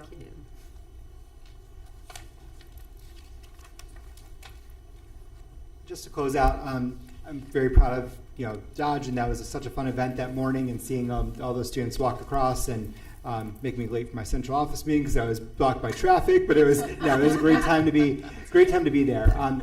As our MTSS program, as I finish up that, we get to work again with Erica Houston, who's a phenomenal resource for our staff at the ESC. Having to work with her this year, getting to having her kind of look at our buildings and helping our buildings progress in their next levels of PBIS has been phenomenal. They love her support. All of our buildings, again, have applied for those PBIS awards, and we're going to see how our recognition comes out in the fall when those scores come out. And as I talked about before, that MTSS coordinator that we're moving forward with too is also going to be a great support to our district next year as well. Finally, the very last thing I have for you guys, there's a real quick video here we're going to show just a few seconds of. This is why we're all here, why it all comes together. One of our teachers, Mrs. Allen, correct? It was Mrs. Allen, one of our instructional reading support people at Wilcox, put together this video with some of the readers that she works with about social emotional learning, but also getting to practice their reading skills. So I'm going to let this play for just a few minutes here, and then or a few seconds here, and then that'll be the end of our strategic plan presentation. Yep. Or maybe not.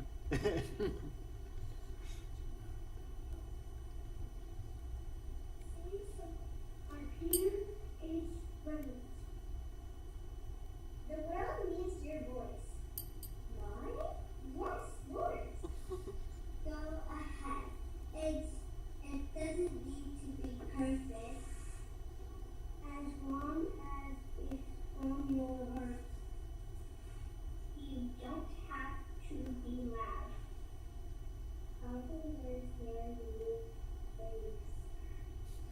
You can say something in so many ways. With words, with action, with creativity. If you see someone lonely, say something by just being there for them. If you see an empty canvas, say something with your voice. Thank you, Board, for your time tonight. If there's any questions about the overall strategic plan, we'll be happy to take them, but I thank you for the opportunity we got to share this information with you this evening. Thank Thank you Thank you so much. Thank you. So, Board, as you see this evening, great progress has been made on the goals. We've met the goals that you established in the fall, and this team really makes it all happen every day. They look exhausted. I'm so sorry you're here so late tonight, but without them, this never would happen. So, thank you for all of your efforts. Mrs. Turner would have been here. She had a bit of an emergency, so she's not here tonight, but the 5 building principals really do make it happen every day, and the directors just do a fantastic job coordinating it as well. So any questions for us this evening with respect to the strategic plan? No, I just Thank you for all that you've done. So Thank you for being here. we Thank you for being appreciate here you tonight. taking your time and being with us till 10 o'clock at night. So Thank go you. home, go to bed. Thanks. Thank you. Thank you. Mrs. Travis, that concludes our reports for this evening. Okay, and no remonstrance, so we'll just move on and drive through this efficiently. Without objection, I'll read the section I together. Resolved that the Twinsburg Board of Education approves the following meeting minutes: the special board meeting of May 7, 2024, and the regular board meeting of May 15, 2024, as sent to the board under separate cover. 2, resolve that the Twinsburg Board of Education accepts the following financial reports for the month of April 2024: bank reconciliation, cash summary report by fund, cash summary report by fund and special cost center, disbursement summary report, and investments portfolio review as sent to the board under separate cover. 3, resolve that the Twinsburg Board of Education approves all expenditures for the month of April 2024 as reflected in the above named reports. 4, resolve that the Twinsburg Board of Education authorizes the treasurer to modify the following to close the fiscal year as necessary, pending a board approval at the June 25th or July 17th, 2024 regular meeting. And that would be the appropriation resolution and amended certificate for resources. 5, resolve that the Twinsburg Board of Education authorizes the treasurer to make fund transfers and advances as necessary to close the fiscal year 2024, including those funds pending receipt of federal funds due but not yet paid until approved at the June 25 or July 17, 2024 board meetings. And number 6, resolve that the Twinsburg Board of Education, Summit County, Ohio, as statutory taxing authority for the Twinsburg Public Library, approves the Twinsburg Public Library 2025 alternative tax budget information and forwards the tax budget to the Summit County Budget Commission as sent to the board under separate cover. May I have a motion for items I-1 through 6? So moved. So moved by Mrs. Crawford. second. Second by Mrs. Egan. Any discussion? Hearing none. Mrs. Rosnaya. Mrs. Crawford, Yes. Mrs. Egan, Yes. Mrs. Davis, Yes. Mrs. Hamilton, Yes. Mrs. Travis. Yes. And those motion carries 5-0. Action items, 1, employment. Resolve that the Twinsburg Board of Education accepts the certificated licensed personnel and/or contract recommendations detailed in the attached exhibits as per the dates, terms, and other applicable conditions specified, pending satisfactory ORC background checks. Number 2, resolve that the Twinsburg Board of Education accepts the classified personnel and/or contract recommendations detailed in the attached exhibit as per the dates, terms, and other applicable conditions specified, pending satisfactory ORC background checks. And 3, resolve that the Twinsburg Board of Education accepts the supplemental contracts recommendations detailed in the attached exhibit as per the dates, terms, and other applicable conditions specified, pending satisfactory ORC background checks. May I have a motion for items 1 through 3, please? So moved. So moved by Mrs. Hamilton. And Second. second by Mrs. Crawford. Any discussion? Just a quick comment. We have 2 resignations, Daniel Hahn and Abby Teal. Best of luck in whatever that new chapter is. And Abby Teal is one of our academic coaches for math, and she, along with others who have been in the program, just have been very valuable to our schools, and I really appreciate everything that she's done with our students at the high school level. We also have bus driver Ray Charles with 3 years to the district, and lunch and playground assistant Janine Stupka with 6.5 years to the district. Ray was effective December of last year, and we love our bus drivers, so we will definitely miss you. Hopefully you can come back and sometime. And then for Janine, she's been at Dodge, and we will definitely miss her presence, but I did hear that she might come back to substitute as she's taking another role, so we hope to see her back at the schools. I would like to add, it's very sad to see Danielle leave, and on a personal note, Abby Teal is just one of the best, and I hope if life brings you back to Twinsburg, we'll take you back. I feel I can't say that officially, but I'm just saying, phenomenally wonderful, caring, very, very, very child-centered math teacher at our high school. So very, very sad to see you go, but best of luck to you and your family. Yes. Okay, Mrs. Rosnaya. Mrs. Hamilton, Yes. Mrs. Crawford, Yes. Mrs. Davis, Yes. Mrs. Egan, Yes. Mrs. Travis. Yes, that carries 5-0. Action items for new business. Number 1, resolve that the Twinsburg Board of Education approves the attached listing of media center items to be deleted from the inventory, and that is an attached exhibit. 2, resolve that the Twinsburg Board of Education approves the following list of textbooks to be deleted from the inventory of the high school, and those are listed. 3, resolve that the Twinsburg Board of Education approves the amended agreement, PSI Services change form with PSI on Case Park Way here in Twinsburg for additional nursing services to assist at the kindergarten registration, and that would be on June 3 and June 4 of this year.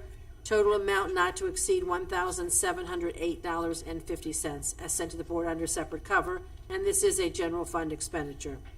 4, resolve that the Twinsburg Board of Education approves the placement contract with the Kids Connect School in Streetsboro, Ohio, for one student to attend from September 1, 2024 through August 31 of 25. Total tuition cost is $96,125. It is a general fund expense, as sent to the board under separate cover. 5, resolve that the Twinsburg Board of Education approves the placement contract with the Kids Connect School, again in Streetsboro, for one student to attend from September 1 through August 31 of 25. Total cost of $95,000. It's a general fund expense, as sent to the board under separate cover. Resolve number 6, bless you, that the Twinsburg Board of Education approves the invoice from Lawrence School in Broadview Heights for one student to attend for the 24-25 school year. Total tuition is $34,453. It is a general fund expenditure and is sent to the board under separate cover. Resolve number 7, that the Twinsburg Board of Education approves the agreement with LLA Therapy, LLC, to provide speech, OT, and PT services for the Twinsburg State School District students attending Education Alternatives during the 24-25 school year, July 1 of 24 through June 30th of 2025. Professional services will be billed per the following schedule of fees. Speech language pathology, $80.32 per hour. Occupational therapist, $80.32 per hour. Occupational therapist assistant, $55.69 per hour. Physical therapist, $80.32 per hour. Physical therapist assistant, $55.69 per hour, as sent to the board under separate cover, and all of this is a general fund expenditure. 8, resolve that the Twinsburg Board of Education approves the contract for professional services with STEPS Educational Group, and that is out of Parma, for one student to attend STEPS Academy, Insightful Minds, from August 22 of 2024 through May 30th of 2025, and the ESA program from June 25, that's extended summer program, from June 30th of 2025 through July 25 of 2025. Total tuition cost is $79,000. It's a general fund expenditure and sent to the board under separate cover. 9, resolve that the Twinsburg Board of Education approves the agreement with Crockett Physical Therapy in Macedonia to provide physical therapy services during the 24-25 school year. Total cost for the year shall not exceed $105,000. It's a general fund expenditure and sent to the board under separate cover. 10, resolve that the Twinsburg Board of Education approves an agreement with Sendero Therapies of Northfield, Ohio, to provide occupational therapy services for the 24-25 school year. Total cost for the year shall not exceed $265,750 and is a general fund expenditure as sent to the board under separate cover. 11, resolve that the Twinsburg Board of Education approves the first reading of our revised Board of Education policy as noted 9211, I'm sorry. And number 12, resolve that the Twinsburg Board of Education approves an agreement with the University of Akron in Akron, Ohio for the use of the Edwin G.A. Thomas Performing Arts Hall in Akron, Ohio for the purpose of the Twinsburg High School graduation on Tuesday, May 27th of 2025, with rehearsal on Friday, May 23 of 2025 at a cost of $8,010.56. This is a general fund expenditure as sent to the board under separate cover. 13, resolve that the Twinsburg Board of Education approves the second reading of the new and revised Board of Education policies and bylaws, and those are listed. And that takes us to this point of needing a motion to carry through items 1 through 13, please. So moved by Mrs. Crawford. Second. Second by Mrs. Hamilton. Any discussion? Okay, hearing none. Mrs. Rosnaya. Mrs. Crawford, Yes. Mrs. Hamilton, Yes. Mrs. Davis, Yes. Mrs. Egan, Yes. Mrs. Travis. Yes, and those carry 5-0. Item 14, resolve that the Twinsburg Board of Education approves the agreement for admission with the Educational Service Center of Northeast Ohio in Independence for one student to attend the Phoenix DTC for the 24-25 school year with a total tuition cost of $72,254. It's $397 per day for the 182 days of school. It's a general fund expenditure as sent to the board under separate cover. 15, resolve that the Twinsburg Board of Education approves the agreement for admission with the Educational Service Center of Northeast Ohio of Independence for one student to attend Prentice Autism Center for the 24-25 school year. Total tuition cost is $91,960. That's $484 per day for 190 days, and it is a general fund expenditure as sent to the board under separate cover. May I have a motion for items 14 and 15? So moved by Mrs. Davis. Second. Second by, we'll give that one to Mrs. Egan.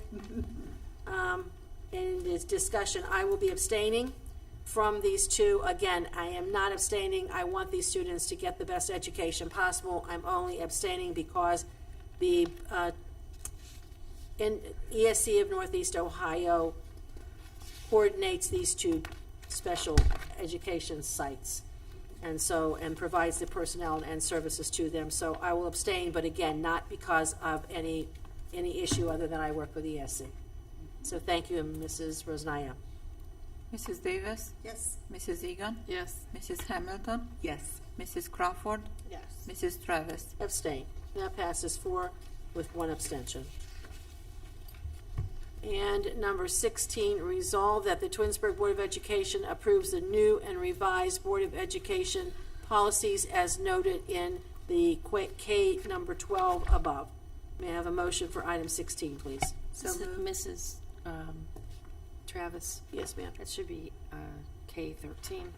A13. It's just numbered improperly. Okay, make that a correction on our copy. Mrs. Rosnaya, A13 for that one, please. That's number 16. Okay, correction made, and I need a motion, please.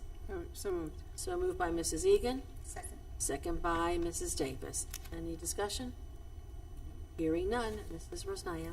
Mrs. Egan, Yes. Mrs. Davis, Yes. Mrs. Hamilton, Yes. Mrs. Crawford, Yes. Mrs. Travis. Yes, and that carries 5-0. All right, and we are at this point at miscellaneous. I'll be quick. Just congratulations to all the seniors who are now not considered seniors. Yes, and also congratulations to their parents and families because they helped make that happen as well. I just look forward to that every year, the commencement ceremony. I think it's probably my favorite event throughout the school year, and just it's wonderful to celebrate our students. And congratulations again. And enjoy your summer. I would just make a note, with CVCC last Thursday, I had the meeting. We started our meeting in the Commons area to recognize the seniors who had been awarded for the year. And so that was nice to be able to greet them. We had, I think there was about 10 students from Twinsburg who was recognized that night, and we got a photo opportunity with them as well. And then some sad news with CVCC. One of my board members did pass away on Memorial Day, and so his name was Russell Fortledge. He, with his years, he served previously on the Independence Board, and with his Independence Board experience as well as with his CVC board experience, I want to say that he had over 40 years. So long time board member. Services will be this Sunday. And as a final reminder, I just want to remind everyone still watching or those that will view us, Tiger Legacy Project has an email. Mrs. Powers, can you shout that one out for me, Sure. please? It's Tiger Legacy Project at twinsburgcsd.org. Okay, and please keep in mind that as board members, we are board members here at this table. Please take your questions, concerns, and needs to that email site. Put it there. If you're going to come to us individually, we're going to put you back to that site, and we're going to put you back to the question and answer page. This is not. We're not giving our personal opinions when we're not at the table. This is something that we need to make sure that everything is what it needs to be, and our answers need to be that we go to that email site and we go to that website and get your information there. And that's what, as the five of us will be doing when we leave this table, we'll be guiding you all to that place. So please take advantage of that, and we do want to hear any comments or concerns or thoughts that you might have, so it'll help us make our decisions as we move forward. And we appreciate that. And this past Monday was the spring sports banquet for our athletics, so congratulations to all those spring athletics athletes. And we had over 173 Suburban League Scholar athletes that achieved a minimum of 3.5 GPA during their spring semester at THS, so congratulations to all of those athletes. And again, good luck to the baseball team on Friday. Yes, good luck. We're Go so Tigers. excited. Go Tigers. Okay, so at this point in time, we do need to go into executive session. I'll make that motion, and it is 10:17. The Board of Education will enter into executive session at 10:17 to discuss the employment and compensation of public employees as per Board of Education Policy 0166A, and to discuss negotiations with public employees concerning their compensation or other terms and conditions of employment as per Board of Education Policy 0166E. So I've made the motion. I need a second, please. Second by Mrs. Crawford. Mrs. Rosnaya. Mrs. Travis? Yes. Mrs. Crawford? Yes. Mrs. Davis? Yes. Mrs. Egan? Yes. Mrs. Hamilton? Yes. Okay, motion carries 5-0. We'd like to thank everyone for being with us this evening, and for those of you watching at home, please have a good rest of your week. We will not be reconvening after we say goodnight here. So good night, everyone. Have a good evening.